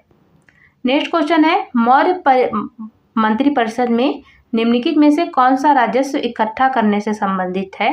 तो ये समाहर्ता है। ऑप्शन नंबर ए यहाँ पे राइट हो जाएगा। नेक्स्ट क्वेश्चन है, मौर्य मंत्रिपरिषद में राजस्व एकत्र करने, इसकी व्याख्या देख लेते हैं, का कार्य समाहर्ता द्वारा किया जाता था। अंतपाल सीमा रक्षक या सीमावर्ती दुर्गों की देखभाल करता था, जबकि प्रवेष्टा मंडल स्तर का प्रशासक था। नेक्स्ट क्वेश्चन है, मर्योत्तर काल से अब हम क्वेश्चंस को देखने वाले हैं। देखिए, पहला क्वेश्चन इसमें है, कुषाण मूलतः कहाँ के निवासी थे? तो कुषाण मूलतः मध्य एशिया के निवासी थे। इसकी व्याख्या देखते हैं। कुषाण मूलतः मध्य एशिया, सेंट्रल एशिया के निवासी थे। ये घुमंतू लोगों के वंशज थे। 2री सदी ईसा पूर्व में ये मध्य एशिया से दक्षिण पश्चिम में जा बसे। कुषाणों का प्रथम नेता कुजुल कथविशेष हुआ। इस वंश का प्रसिद्ध शासक कनिष्क का राज्याभिषेक 78 ईस्वी में हुआ था। नेक्स्ट क्वेश्चन है कनिष्क प्रथम के शासनकाल के दौरान कौन सा प्रसिद्ध आयुर्वेद विज्ञान कनिष्क प्रथम के शासनकाल के दौरान कौन सा प्रसिद्ध आयुर्वेद विद्वान रहता था? तो ये चरक रहता था। ऑप्शन नंबर सी यहाँ पे राइट हो जाएगा। इसकी व्याख्या देखते हैं। कनिष्क प्रथम के दरबार में पार्श्व वसुमित्र, अश्वघोष, नागार्जुन जैसे बौद्ध दार्शनिक और चरक जैसे आयुर्वेद चिकित्सक रहते थे। चरक संहिता आयुर्वेद का प्रसिद्ध ग्रंथ है। नेक्स्ट क्वेश्चन है प्राचीन भारत में निम्न में से किस एक में नियमित रूप से सोने के सिक्के चलाए? किसने? तो ये कुषाण ने चलाए। ऑप्शन नंबर सी यहाँ पे राइट हो जाएगा। स्वर्ण सिक्कों को नियमित एवं पूर्ण रूप से प्रचलित करवाने का श्रेय कुषाण शासकों को जाता है। कुषाण शासकों ने स्वर्ण एवं ताम्र दोनों ही प्रकार के सिक्कों का व्यापक पैमाने पर प्रचलन किया था। इनके द्वारा ताम्र निर्मित सिक्के उत्तरी एवं उत्तरी पश्चिमी भारत में सर्वाधिक संख्या में जारी किए गए थे। नेक्स्ट क्वेश्चन है राजा कनिष्क के शासनकाल के दौरान दरबारी चिकित्सक का नाम बताइए। तो ये दरबारी चिकित्सक थे चरक। ऑप्शन नंबर सी यहाँ पे राइट हो जाएगा। राजा कनिष्क के शासनकाल के दौरान दरबारी चिकित्सक चरक थे। चरक संहिता चरक के द्वारा निर्मित रचना है। सुश्रुत एक प्राचीन भारतीय चिकित्सक थे। नेक्स्ट क्वेश्चन है मथुरा कला स्कूल कब अपने शिखर पर पहुंचा? तो मथुरा कला यह कुषाण काल में खूब प्रचलन में पहुंचा। इसकी व्याख्या देखते हैं। मथुरा कला स्कूल कुषाण काल में अपने शिखर पर पहुंचा। मथुरा कला स्कूल में निर्मित बुद्ध एवं बोधिसत्वों की मूर्तियों का निर्माण लाल बथुआ पत्थर से किया गया था। इस शैली में निर्मित मूर्तियों की आध्यात्मिकता पर बल दिया गया है। नेक्स्ट क्वेश्चन दिया गया है दी गई जानकारी की राजवंश की पहचान करना है। इसमें दिया गया है पुष्यमित्र ने इस वंश की स्थापना की। उसने प्रभुत्व दक्षिण में नर्मदा नदी तक फैले हुए थे और पाटलिपुत्र, अयोध्या एवं विदिशा शहर में शामिल थे। उन्होंने 2 अश्वमेध बलिदान किए। उन्होंने बैक्ट्रियन राजा डेमेट्रियस को भी हराया। राजवंश का 9वां राजा भागभद्र था तथा पतंजलि के गौरव ग्रंथ महाभाष्य इस समय के दौरान लिखे गए थे। तो ये किस काल की बात की जा रही है? किस राजवंश की? तो ये शुंग राजवंश की बात की जा रही है। ऑप्शन नंबर यहाँ पे डी राइट हो जाएगा। आगे चलते हैं नेक्स्ट क्वेश्चन पे। मौर्य वंश के अंतिम शासक बृहदत्त की हत्या उनके सेनापति पुष्यमित्र ने की और 184 ईसा पूर्व में शुंग वंश की स्थापना की। पुष्यमित्र का प्रभुत्व पाटलिपुत्र, अयोध्या, विदिशा जैसे क्षेत्रों तक था। उसका बैक्ट्रियन ग्रीक शासक डेमेट्रियस से संघर्ष हुआ तथा शुंग वंश के बाद शासकों में भागभद्र का नाम आता है और पतंजलि का महाभाष्य इसी काल से संबंधित माना जाता है। अंतिम शुंग शासक देवभूति था जिसकी हत्या के बाद कर्ण वंश की स्थापना हुई थी। नेक्स्ट क्वेश्चन है निम्न में से किस आयुर्वेदाचार्य ने तक्षशिला विश्वविद्यालय में शिक्षा प्राप्त की थी? तो ये किसने की थी? चरक और जीवक ने शिक्षा प्राप्त की थी। इसकी व्याख्या देखते हैं। वर्तमान पाकिस्तान के प्रांत में रावलपिंडी जिले में तक्षशिला प्राचीन समय में गांधार राज्य की राजधानी थी। तक्षशिला के इतिहास में प्रसिद्ध का कारण उसकी ख्याति प्राप्त शिक्षा केंद्र होना था। यहाँ अध्ययन के लिए दूर दूर से विद्यार्थी आते थे, जिनमें राजा तथा सामान्य जन दोनों ही सम्मिलित थे। कौशल के राजा प्रसेनजीत बिंबिसार का राज्यवैद्य जीवक तथा आचार्यदा चाणक्य ने यही शिक्षा प्राप्त की थी। अतः स्पष्ट है कि इस प्रश्न में विकल्प सी और डी दोनों हो सकते हैं। नेक्स्ट क्वेश्चन है प्राचीन भारत के महान व्याकरणविद पतंजलि किसके समकालीन थे? तो वो पुष्यमित्र शुंग के समकालीन थे। ऑप्शन नंबर सी यहाँ पे राइट हो जाएगा। इसकी व्याख्या देखते हैं। महान व्याकरणविद पतंजलि पुष्यमित्र शुंग के समकालीन माने जाते हैं। महाभाष्य में पुष्यमित्र के यज्ञ का उल्लेख मिलता है। उन्होंने व्याकरण की प्रसिद्ध पुस्तक महाभाष्य की रचना की। पतंजलि पुष्यमित्र शुंग के यज्ञ के पुरोहित थे। नेक्स्ट क्वेश्चन देखते हैं। विक्रम संवत प्रारंभ हुआ था, ये कब प्रारंभ हुआ था? 57 ईसा पूर्व में हुआ था। विक्रम संवत का प्रारंभ 57 ईसा पूर्व या 58 ईसा पूर्व में माना जाता है। उल्लेखनीय है कि उज्जैन के शासक विक्रमादित्य की उपाधि धारण की तथा 57 या 58 ईसा पूर्व में विक्रम संवत चलाया। इसी तरह कनिष्क ने अपना राज्यारोहण 78 ईस्वी में शक संवत चलाया। नेक्स्ट क्वेश्चन है। नगर पालिका प्रशासन की एक विस्तृत प्रणाली की स्थापना के लिए निम्नलिखित में से किस सबसे प्रसिद्ध राजा का नाम बताइए? तो ये सबसे प्रसिद्ध राजा का नाम चंद्रगुप्त को जाता है। ऑप्शन नंबर यहाँ पे बी राइट हो जाएगा, चंद्रगुप्त मौर्य को जाता है। आगे देखते हैं इसकी व्याख्या। यूनानी लेखक मेगास्थनीज ने मौर्यों के नगर प्रशासन का विस्तृत वर्णन दिया है। मेगास्थनीज ने अपने पुस्तक इंडिका में भारत और चंद्रगुप्त के शासनकाल का विवरण लिखा है। अर्थात मेगास्थनीज के अनुसार नगरपालिका प्रशासन की एक विस्तृत प्रणाली चंद्रगुप्त मौर्य के शासनकाल में विद्यमान थी। नेक्स्ट क्वेश्चन है। कुषाण फारस की खाड़ी एवं लाल सागर से होकर व्यापार करते थे तथा दूसरा कथन दिया हुआ है, उसकी कारण दिया हुआ है, उनकी सुसंगठित नौसेना उच्च कोटि की थी। यहाँ पे राइट ऑप्शन हो जाएगा। यहाँ पे कथन सही है परंतु कारण गलत है। देखिए यहाँ पे दिया हुआ है, प्रिंसिपल ऑफ द अरेथियन सी में अनेक बंदरगाहों एवं व्यापारिक केंद्रों का वर्णन मिलता है, जिससे स्पष्ट होता है कि किसानों का व्यापार पश्चिमी विश्व के फारस के खाड़ियों तथा लाल सागर के राजमार्ग से होता था। इन सभी साक्ष्यों में किसी भी कुषाण के सशक्त नौसेना की उपस्थिति का उल्लेख नहीं मिलता है। नेक्स्ट क्वेश्चन है। गुप्त एवं गुप्तोत्तर काल से अब हम प्रश्नों को देखेंगे। पहला क्वेश्चन है, अभिज्ञान शाकुंतलम किताब के लेखक कौन है? इसके लेखक हैं कालिदास। इसकी व्याख्या देखते हैं। अभिज्ञान शाकुंतलम के लेखक संस्कृत भाषा के महान कवि और नाटककार कालिदास थे। अभिज्ञान शाकुंतलम के अतिरिक्त विक्रमोर्वशीयम, मालविकाग्निमित्रम, रघुवंशियम, कुमार संभवम, मेघदूतम, ऋतुसंहारम आदि इनकी प्रमुख रचनाएं हैं। नेक्स्ट है, निम्नलिखित में से किस शासक ने के दरबार में बहुत से विद्वानों को नवरत्न के रूप में अलंकृत किया गया था? तो ये चंद्रगुप्त तृतीय को किया गया था। ऑप्शन नंबर सी यहाँ पे राइट हो जाएगा। नेक्स्ट को इसकी व्याख्या देखते हैं। चंद्रगुप्त तृतीय के दरबार में बहुत से विद्वानों को नवरत्न के रूप में अलंकृत किया गया था। चंद्रगुप्त तृतीय गुप्त साम्राज्य के शक्तिशाली शासकों में से एक थे। उनके दरबार में नवरत्नों में कालिदास, धन्वंतरी, वराहमिहिर, अमर शासक, शंकु, छपड़क एवं वरुचि तथा बेताल भट्ट तथा घटपर्णक शामिल थे। नेक्स्ट क्वेश्चन पे चलते हैं।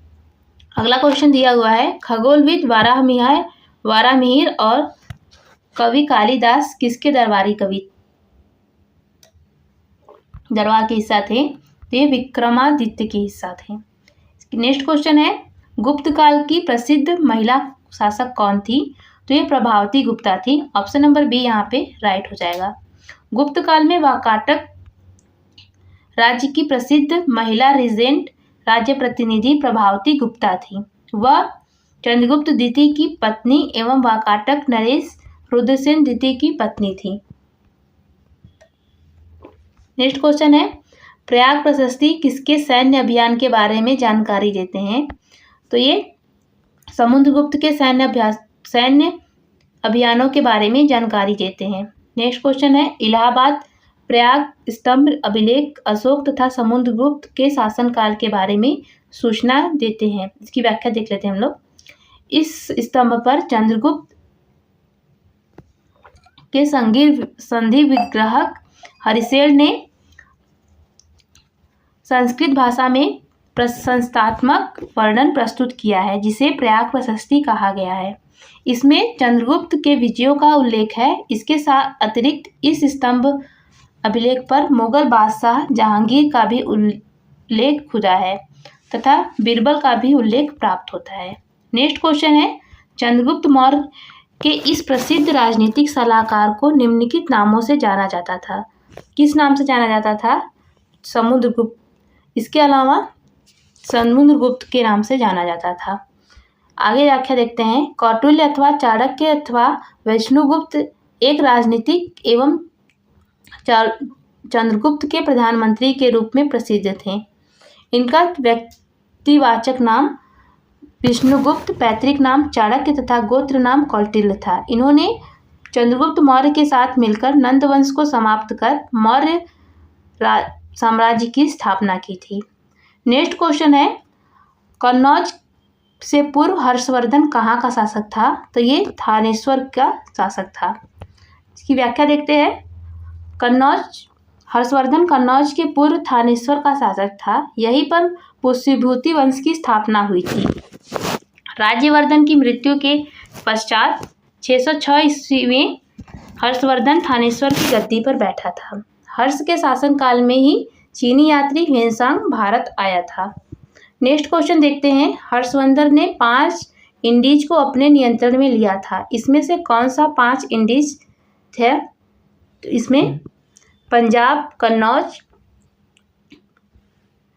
बंगाल, बिहार और उड़ीसा था। ऑप्शन नंबर बी यहाँ पे राइट हो जाएगा। इसकी व्याख्या देखते हैं। हर्षवर्धन ने 5 इंडीज को अपने नियंत्रण में लिया था, जिसमें सम्मिलित थे पंजाब, कन्नौज, बंगाल, बिहार, मिथिला और उड़ीसा। हर्षवर्धन की बादामी के चालुक्य वंशी शासक पुलकेशिन तृतीय से पराजित होना पड़ा था। नेक्स्ट क्वेश्चन है, हर्षवर्धन के शासनकाल के दौरान निम्नलिखित में से कौन नई राजधानी थी जो थानेश्वर में स्थानांतरित हुई? तो ये कन्नौज थी। हर्षवर्धन के शासनकाल के दौरान कन्नौज नई राजधानी थी जो थानेश्वर से स्थानांतरित हुई थी। नेक्स्ट क्वेश्चन है, इनमें से किस गुप्त शासक ने हुडों को पराजित किया? तो स्कंदगुप्त ने हुडों को पराजित किया था। इसकी व्याख्या देखते हैं। हुडों का पहला भारतीय आक्रमण गुप्त सम्राट स्कंदगुप्त के शासनकाल में हुआ था। स्कंदगुप्त के हाथों वे बुरी तरह से परास्त हुए तथा यह आक्रमण एक धावा मात्र रहा। स्कंदगुप्त के समय हुडों का आक्रमण तत्काल गुप्त साम्राज्य को समाप्त नहीं कर सका, किंतु इससे साम्राज्य पर सैन्य एवं आर्थिक दबाव अवश्य पड़ा, किंतु परोक्ष रूप से इसने गुप्त साम्राज्य के पतन की गति तेज कर दिया। स्कंदगुप्त की मृत्यु के बाद 5वीं शताब्दी के अंत तक 6वीं शताब्दी के प्रारंभ में उत्तर पश्चिम में कई क्षेत्रों पर हुडों ने कब्जा कर लिया था। नेक्स्ट क्वेश्चन चलते हैं अगले क्वेश्चन पे।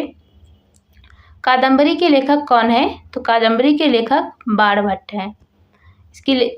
इसकी व्याख्या देखते हैं। कादम्बरी संस्कृत साहित्य का एक महत्वपूर्ण ग्रंथ है। इसकी मुख्य रचना बाणभट्ट ने की थी, परंतु यह अधूरी रह गई और बाद में उनके पुत्र भूषण भट्ट ने इसको पूर्ण किया।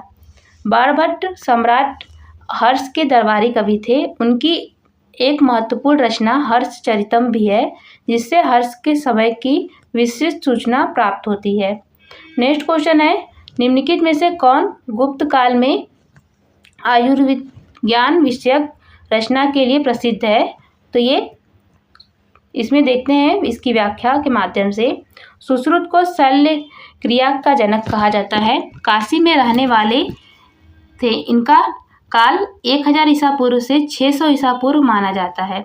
शौनक ऋग वैदिक कालीन ऋषि थे। शूद्रक गुप्तकालीन नाटककार साहित्यकार थे तथा सौमिल गुप्तकालीन नाटककार थे, जिसे कालिदास ने भास और कविपुत्र के साथ याद किया था।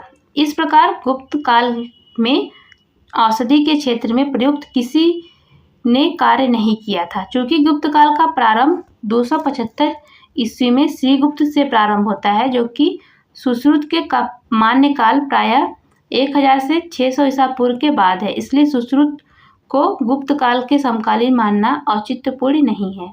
इस प्रकार हम लोगों ने देख लिया पूरा व्याख्या। नेक्स्ट क्वेश्चन है, चंद्रगुप्त के 9 रत्नों में से निम्न में से कौन फलित ज्योति से संबंधित है? तो ये छड़ पड़क संबंधित है। ऑप्शन नंबर सी यहाँ पे राइट हो जाएगा। चंद्रगुप्त द्वितीय विक्रमादित्य के दरबार में छपड़क को फलित ज्योति से संबंधित विद्यमान माना जाता है। भरूची भाषा व्याकरण एवं संकुल शिल्प तथा अमर सिंह कोश रचना से संबंधित माने जाते हैं। नेक्स्ट क्वेश्चन है, गुप्तकालीन रजत मुद्राओं को नाम दिया जाता था। क्या नाम दिया जाता था? इन्हें रूपक नाम दिया जाता था। इसकी व्याख्या देखते हैं। गुप्त शासकों के सिक्के उत्तर प्रदेश, बिहार, बंगाल, मध्य प्रदेश, राजस्थान और उड़ीसा में पाए गए हैं। गुप्त स्वर्ण सिक्कों का सबसे प्रमुख स्थल राजस्थान का बयाना भरत जिला है। इसके द्वारा जारी किए गए चांदी के सिक्के रूपक या रुपयक कहलाते थे तथा स्वर्ण मुद्राओं को दिनार कहा जाता था। नेक्स्ट क्वेश्चन चलते हैं अगले क्वेश्चन पे। कहा जाता है कि शतरंज का खेल उद्भूत हुआ था कहाँ पे? यह भारत में। ऑप्शन नंबर डी यहाँ पे राइट हो जाएगा। इसकी व्याख्या देखते हैं। शतरंज का आरंभिक रूप चतुरंग के नाम से विकसित हुआ माना जाता है। चतुरंग का अर्थ है सेना के चारों अंगों पदाति, अश्वरथ और गज से है, जिसका संबंध शतरंज के मोहरों से जोड़ा जाता है। भारत से यह ईरान तथा तत्पश्चात यूरोप में पहुंचा। नेक्स्ट क्वेश्चन है, योग दर्शन के प्रतिपादक कौन है? तो ये पतंजलि हैं। ऑप्शन नंबर यहाँ पे ए राइट हो जाएगा। की व्याख्या देखते हैं। पतंजलि महर्षि पतंजलि को योग दर्शन का प्रतिष्ठापक आचार्य माना जाता है।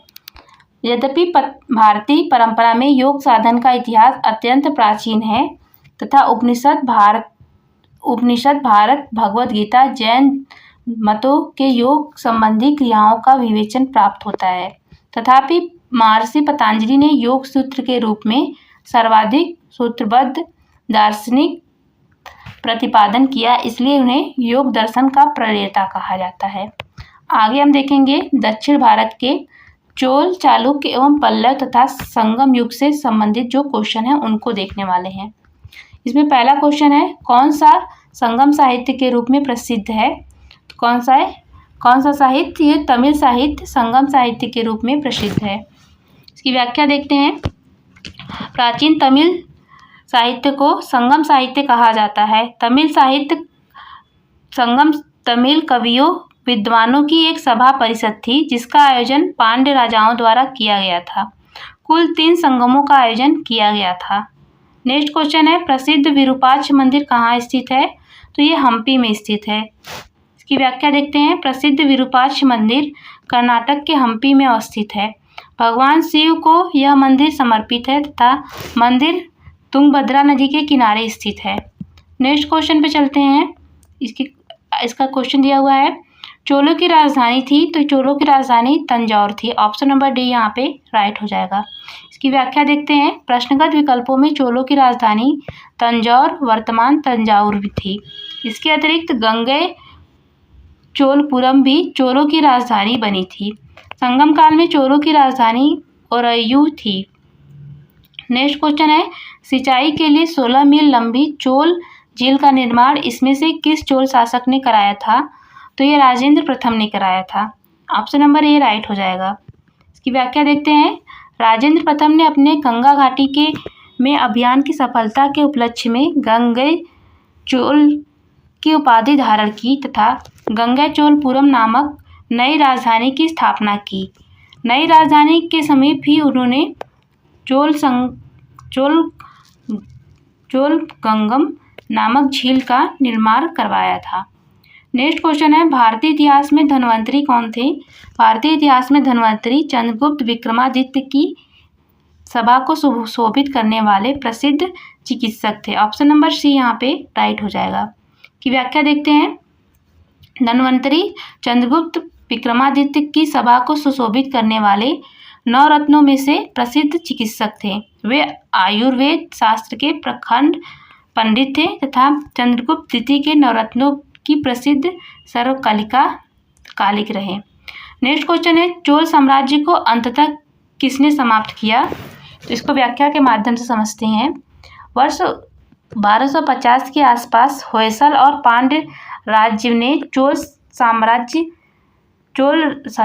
होयसल और पांड्य राज्य ने चोल राजा राजेंद्र तृतीय को परास्त किया था। चोल राजा पांड्यों के अधीन में लगभग 1279 ईस्वी तक शासन करते रहे। उनके पश्चात चोल राज्य के स्वतंत्र अस्तित्व का कोई प्रमाण नहीं मिलता। मलिक काफूर ने लगभग 1310 ईस्वी में दक्षिण विजय की तथा जिसमें उसने यादव, काकती, होयसल, पांड्य आदि राजाओं को जीता था। फिर भी प्रश्नानुसार इसका निकटतम विकल्प डी हो सकता है। कोई स्पष्ट विकल्प नहीं है दोस्तों, लेकिन निकटतम विकल्प यहाँ पे मलिक काफूर हो सकता है, जिसने समाप्त की थी चोल साम्राज्य को। नेक्स्ट क्वेश्चन है, पांड्य राज्य की जीवन रेखा कौन सी नदी थी? तो पांड्य राज्य की जीवन रेखा वेंगी नदी थी। ऑप्शन नंबर डी यहाँ पे राइट हो जाएगा। इसकी व्याख्या देखते हैं। पांड्य राज्य की जीवन रेखा नदी वेंगी नदी थी। पांड्य राज्य कावेरी के दक्षिण में स्थित था। इसमें आधुनिक तमिलनाडु के मदुरै तथा तिरुनेलवेली जिले और केरल का कुछ भाग शामिल था। इसकी राजधानी मदुरा थी। नेक्स्ट क्वेश्चन है, चोल अभिलेखों के अनुसार जैन सभाओं को दान में दिए जाने वाली भूमि को क्या कहा जाता था? इसे पली छादम कहा जाता था। ऑप्शन नंबर सी यहाँ पे राइट हो जाएगा। चोल अभिलेखों के अनुसार जैन संस्थाओं को दान में दी जाने वाली भूमि को पाली छादम कहा जाता था। ये गैर ब्राह्मण स्वामियों को दी जाने वाली भूमि को वेलंगथाई या वेलंगथाई कहा जाता था। विद्यालयों के रखरखाव के लिए दान में दी गई भूमि को साला भोग कहा जाता था तथा ब्राह्मणों को दी गई भूमि को ब्रह्मदेय कहा जाता था। नेक्स्ट क्वेश्चन है, चोल साम्राज्य के संस्थापक निम्नलिखित में से कौन थे? तो ये विजयालय चोल थे। ऑप्शन नंबर बी यहाँ पे राइट हो जाएगा। व्याख्या देखते हैं। चोल साम्राज्य की स्थापना विजयालय ने की थी। उसने 9वीं शताब्दी में तंजौर साम्राज्य पर अधिकार किया था। नेक्स्ट क्वेश्चन है, मीनाक्षी मंदिर स्थित है। मीनाक्षी मंदिर कहाँ स्थित है?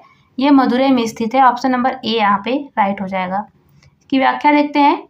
मीनाक्षी मंदिर श्री मीनाक्षी सुंदेश्वर मंदिर मदुरै में स्थित है। ध्यातव्य है कि मदुरै पांड्यों की राजधानी थी तथा संगम काल में प्रथम तथा तृतीय संगम यहीं आयोजित किए गए थे, जिनकी अध्यक्षता क्रमशः ऋषि अगस्त्य तथा नक्कीकर ने की थी। नेक्स्ट क्वेश्चन है, राजवंश जो कन्नौज पर आधिपत्य स्थापित करने में त्रिकोणीय संघर्ष में उलझे हुए थे वो कौन से थे? तो इसमें ऑप्शन नंबर सी राइट हो जाएगा। इसमें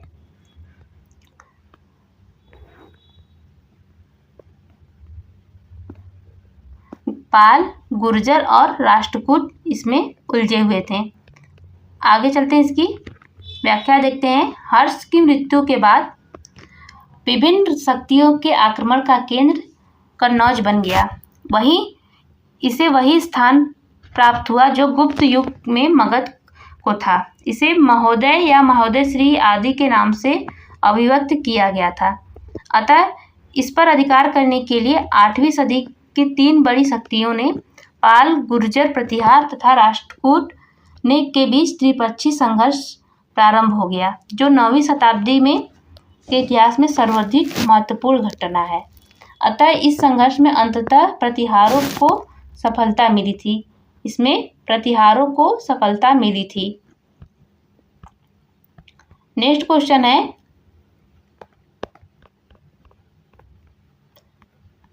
निम्नलिखित में से कौन सा शिव मंदिर चोल शासकों के संरक्षण में नहीं बनवाया गया था?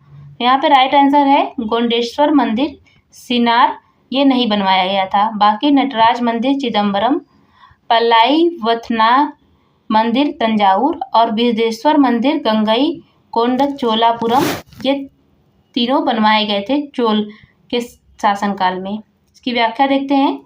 गोंडेश्वर मंदिर सिन्नार और यादव वंश के द्वारा निर्मित कराया गया था। गोंडेश्वर मंदिर महाराष्ट्र के नासिक में स्थित है तथा यह भगवान शिव को समर्पित प्रमुख मंदिर के साथ 4 अन्य मंदिर सूर्य, विष्णु, पार्वती और गणेश को समर्पित है।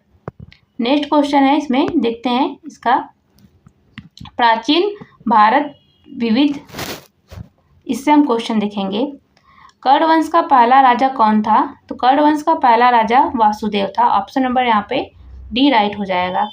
इसकी व्याख्या देखते हैं। कर्ण वंश का संस्थापक एवं पहला शासक वासुदेव को माना जाता है। इस आगे देखते हैं नेक्स्ट क्वेश्चन। इतिहास में निम्नलिखित ऐतिहासिक स्रोतों पर विचार कीजिए। इलाहाबाद का शिलालेख, कालिदास की रचनाएं, विशाख दत्त की मुद्रा राक्षस और राजशेखर की काव्य मीमांसा। इसमें से निम्न में से कौन गुप्त इतिहास का अध्ययन करने में मदद देती हैं? तो इसमें राइट आंसर हो जाएगा ऑप्शन नंबर सी, केवल 1, 2 और 4। इसमें देखिए, इसकी व्याख्या के माध्यम से समझते हैं। इलाहाबाद के स्तंभ शिलालेख समुद्रगुप्त के शासन और विजय अभियानों की प्रमुख अभिलेखीय स्रोत है और कालिदास की कृतियां गुप्तकालीन शासक, समाज और धर्म की विश्वसनीय जानकारी देते हैं। राजशेखर की काव्य मीमांसा रामगुप्त ध्रुव देवी प्रसंग का उल्लेख मिलता है, इसलिए यह भी गुप्त इतिहास के अध्ययन में सहायक है। प्रश्न का निर्णायक बिंदु 3 है ये। कई इतिहास ग्रंथ गुप्त संबंधित विशाखदत्त कृत के रूप में देवी चंद्रगुप्तम का उल्लेख करते हैं, जबकि मुद्रा राक्षस नंदों के पतन और चंद्रगुप्त मौर्य के उदय पर केंद्रित मानी जाती है। इसलिए यहाँ पर विकल्प केवल 1, 2, 4 ही सही होंगे। नेक्स्ट क्वेश्चन है, सातवाहन वंश में निम्नलिखित में से कथनों पर विचार कीजिए।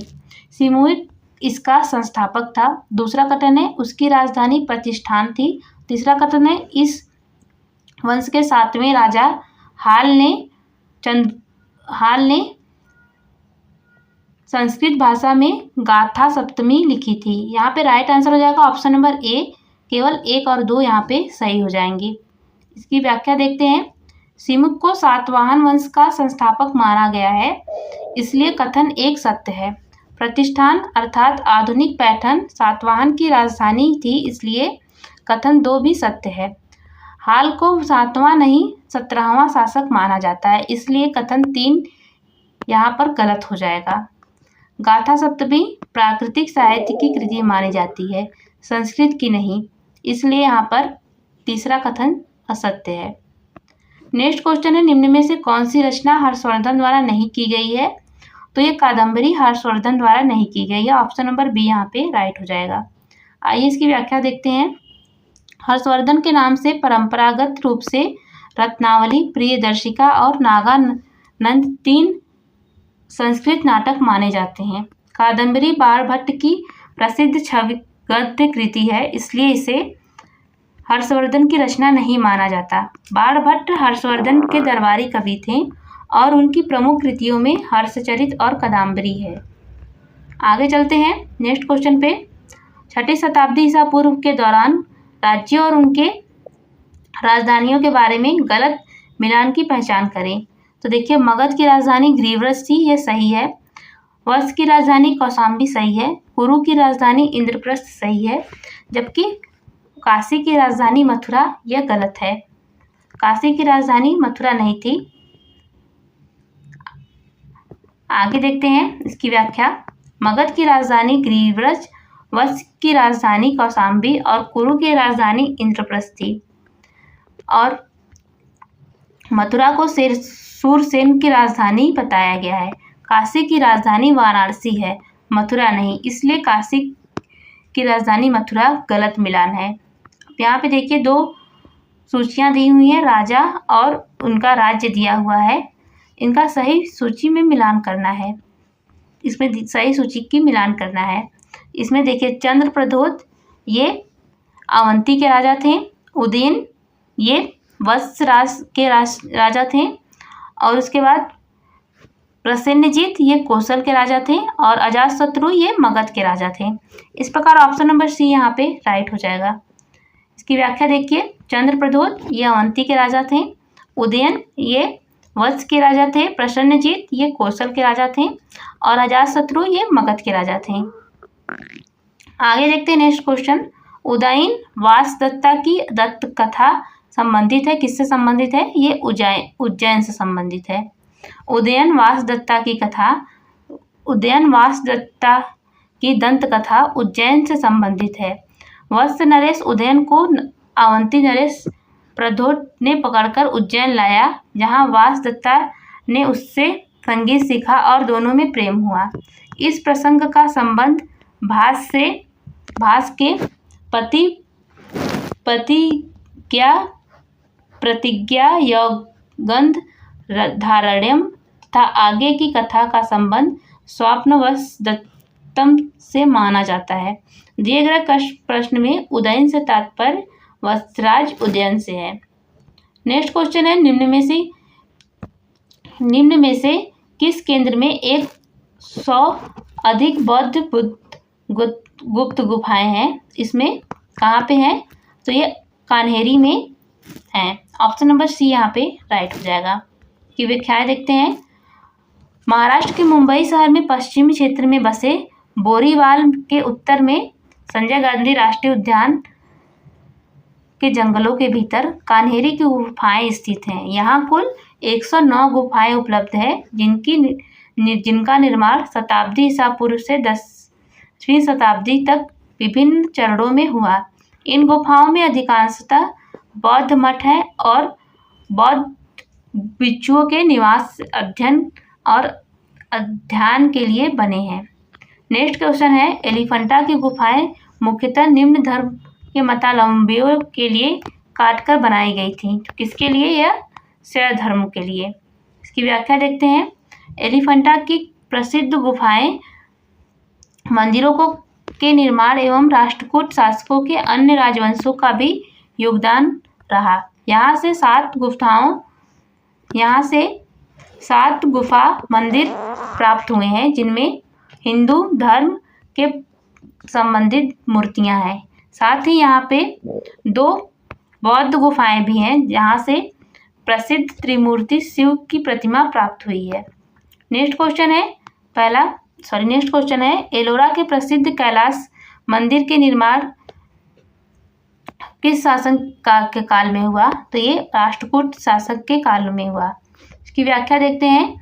एलोरा का कैलाश मंदिर शैलीकृत स्थापत्य का आश्चर्य माना जाता है। द्रविड़ शैली में इस विश्व प्रसिद्ध मंदिर का निर्माण राष्ट्रकूट शासक कृष्ण प्रथम ने करवाया था। नेक्स्ट इस क्वेश्चन पे चलते हैं। निम्नलिखित में किनके बीच तक्षशिला शहर स्थित है? तो ये सिंधु और झेलम नदी के बीच तक्षशिला स्थित है। ऑप्शन नंबर ए यहाँ पे राइट हो जाएगा। इसकी व्याख्या देखते हैं। तक्षशिला शहर सिंधु एवं झेलम नदियों के मध्य अवस्थित था। तक्षशिला वर्तमान पाकिस्तान में अवस्थित है। तक्षशिला एक प्रसिद्ध शैक्षिक केंद्र था। नेक्स्ट क्वेश्चन है, निम्नलिखित में से किस युग में तांबे का पहली बार प्रयोग किया गया? तो तांबे का पहली बार प्रयोग ताम्र युग में हुआ था। ऑप्शन नंबर यहाँ पे डी राइट हो जाएगा। तांबे का पहली बार उपयोग ताम्र पाषाण काल में हुआ था। आगे है नेक्स्ट क्वेश्चन। निम्न में से सूरसेन महाजनपद की राजधानी क्या थी? तो सूरसेन की राजधानी मथुरा थी। आगे देखते हैं व्याख्या। सूरसेन महाजनपद की राजधानी मथुरा थी। चंपा अंग महाजनपद की राजधानी थी। काशी 16 महाजनपदों में से एक महाजनपद थी तथा वैशाली वज्जी महाजनपद की राजधानी थी। महाजनपदों की कुल संख्या 16 थी। नेक्स्ट क्वेश्चन पे चलते हैं। 6वीं से 14वीं शताब्दी तक निम्नलिखित में से कौन शक्तिशाली महाजनपद था? तो ये मगध था। ऑप्शन नंबर बी यहाँ पे राइट हो जाएगा। नेक्स्ट क्वेश्चन पे चलते हैं। 6वीं से 4वीं शताब्दी ईसा पूर्व के बीच मगध सबसे शक्तिशाली महाजनपद था। मगध अपनी भौगोलिक अवस्थिति एवं कृषि उत्पादक क्षेत्र के लिए चलते सर्वाधिक शक्तिशाली महाजनपद के रूप में उभरा था। यहाँ पे प्रश्न में काल गलत दिया हुआ है। यहाँ पे देखिए 2 सूचियाँ दी हुई हैं, लेखक और ग्रंथ, इनका मिलान करना है। चलिए हम इसके सही मिलान पे चलते हैं, सही सुमेल पे चलते हैं। देखिए सर्ववर्मा ये कारतंत्र के लेखक थे। शूद्रक मृच्छकटिकम के लेखक हैं। विज्ञानेश्वर ये मिताक्षरा के लेखक हैं। और कल्हड़ ये राजतरंगिणी के लेखक हैं। आइए नेक्स्ट क्वेश्चन पे चलते हैं। इसमें अगला क्वेश्चन दिया हुआ है, निम्नलिखित में से कौन बीजगणित के क्षेत्र में अपने योगदान के लिए विशेष रूप में जाने जाते हैं? तो ये भास्कर जाने जाते हैं। ऑप्शन नंबर सी यहाँ पे राइट हो जाएगा। इसकी व्याख्या देखिए, यद्यपि भारत में बीजगणित का ज्ञान काफी पहले हो चुका था तथा आर्यभट्ट द्वारा ब्रह्मगुप्त ने भी कतिपय बीजगणित सिद्धांत प्रस्तुत किए थे, तथापि 12वीं शताब्दी के गणितज्ञ भास्कर द्वितीय या भास्कराचार्य ने गणित के क्षेत्र में विशेष योगदान दिया। इन्हीं प्रसिद्ध पुस्तक और सिद्धांत शिरोमणि इनकी प्रसिद्ध पुस्तक सिद्धांत शिरोमणि 4 भागों लीलावती, बीजगणित, गणिताध्याय और गोलाध्याय में विभाजित है। नेक्स्ट क्वेश्चन है, शून्य की खोज की थी। शून्य की खोज किसने की थी? भारतीयों ने। ऑप्शन नंबर सी यहाँ पे राइट हो जाएगा। इसकी व्याख्या देखते हैं। शून्य का आविष्कार ईसा पूर्व 2वीं सदी में किसी अज्ञान भारतीय ने किया था। अरबों ने इसे भारत से सीखा और यूरोप में फैलाए। अरब में शून्य का प्रयोग सबसे पहले 873 ईस्वी में पाया गया। नेक्स्ट क्वेश्चन है, 10 कुमार चरित किसने लिखा? तो 10 कुमार चरित दंडी ने लिखा। ऑप्शन नंबर सी यहाँ पे राइट हो जाएगा।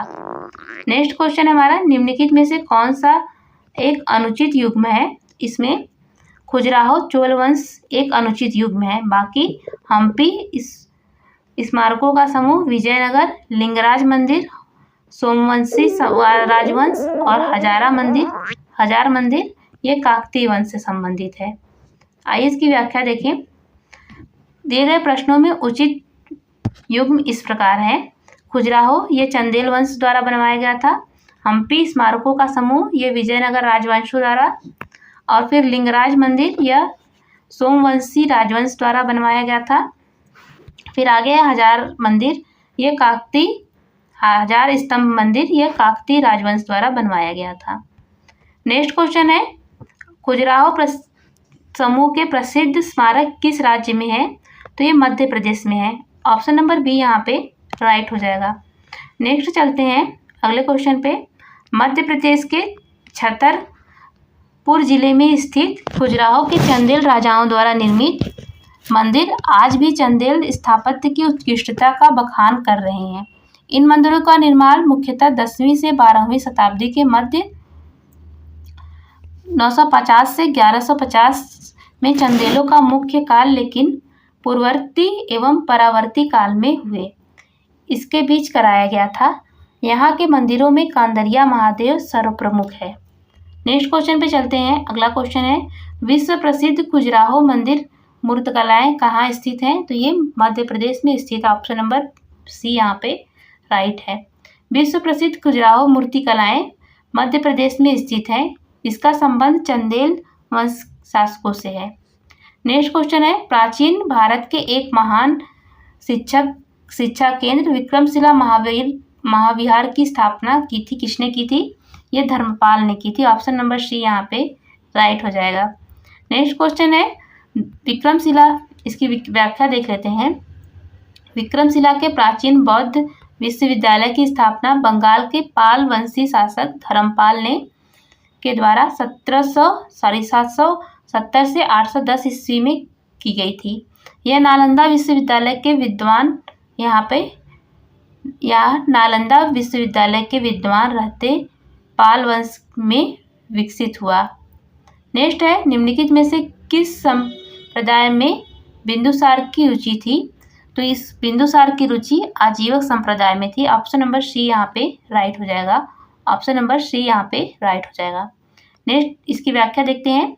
मौर्य सम्राट बिंदुसार की रुचि आजीवक संप्रदाय में थी। यूनानी लेखकों ने बिंदुसार को अमित्रोकोडिज कहा। विद्वानों के अनुसार अमित्रोकोडिज का संस्कृत रूप है अमित्रघात। भारतीय दर्शन और इतिहास के अध्येताओं के अनुसार आजीवक संप्रदाय की स्थापना मखली गोसाल गोसालक ने की थी। नेक्स्ट है, निम्नलिखित में से किस शासक के दरबारी कवि हरिशेर थे? तो ये समुद्रगुप्त के शासक हरिशेर थे। इसकी व्याख्या देखते हैं। हरिशेर समुद्रगुप्त के दरबारी कवि थे। वे विशेष रूप से प्रयाग प्रशस्ति के लेखन हेतु जाने जाते हैं। इसमें समुद्रगुप्त की वीरतापूर्ण कार्यों का वर्णन है। नेक्स्ट क्वेश्चन है, प्राचीन इतिहास के अंडा के ऊपर निर्मित हर्मिका थी।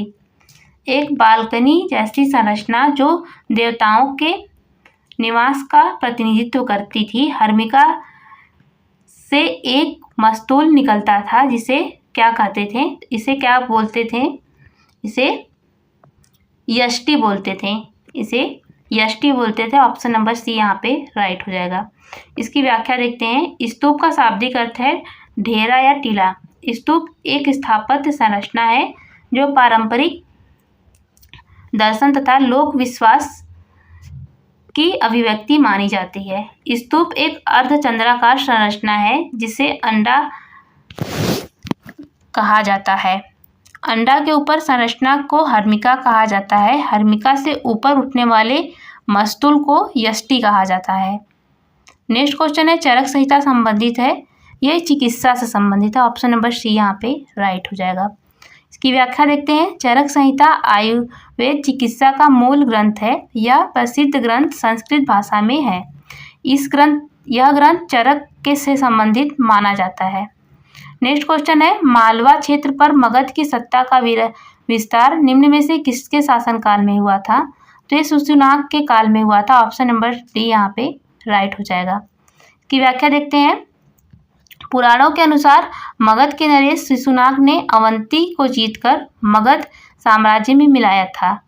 इस प्रकार यहाँ पे ऑप्शन नंबर यहाँ पे नेक्स्ट क्वेश्चन हमारा है, निम्नलिखित जोड़ों में से किसका सही सुमेल है? तो एलोरा गुफाएं कहाँ पे है? एलोरा गुफाएं शकों द्वारा निर्मित है। दूसरा दिया हुआ है मीनाक्षी मंदिर, ये पल्लव द्वारा।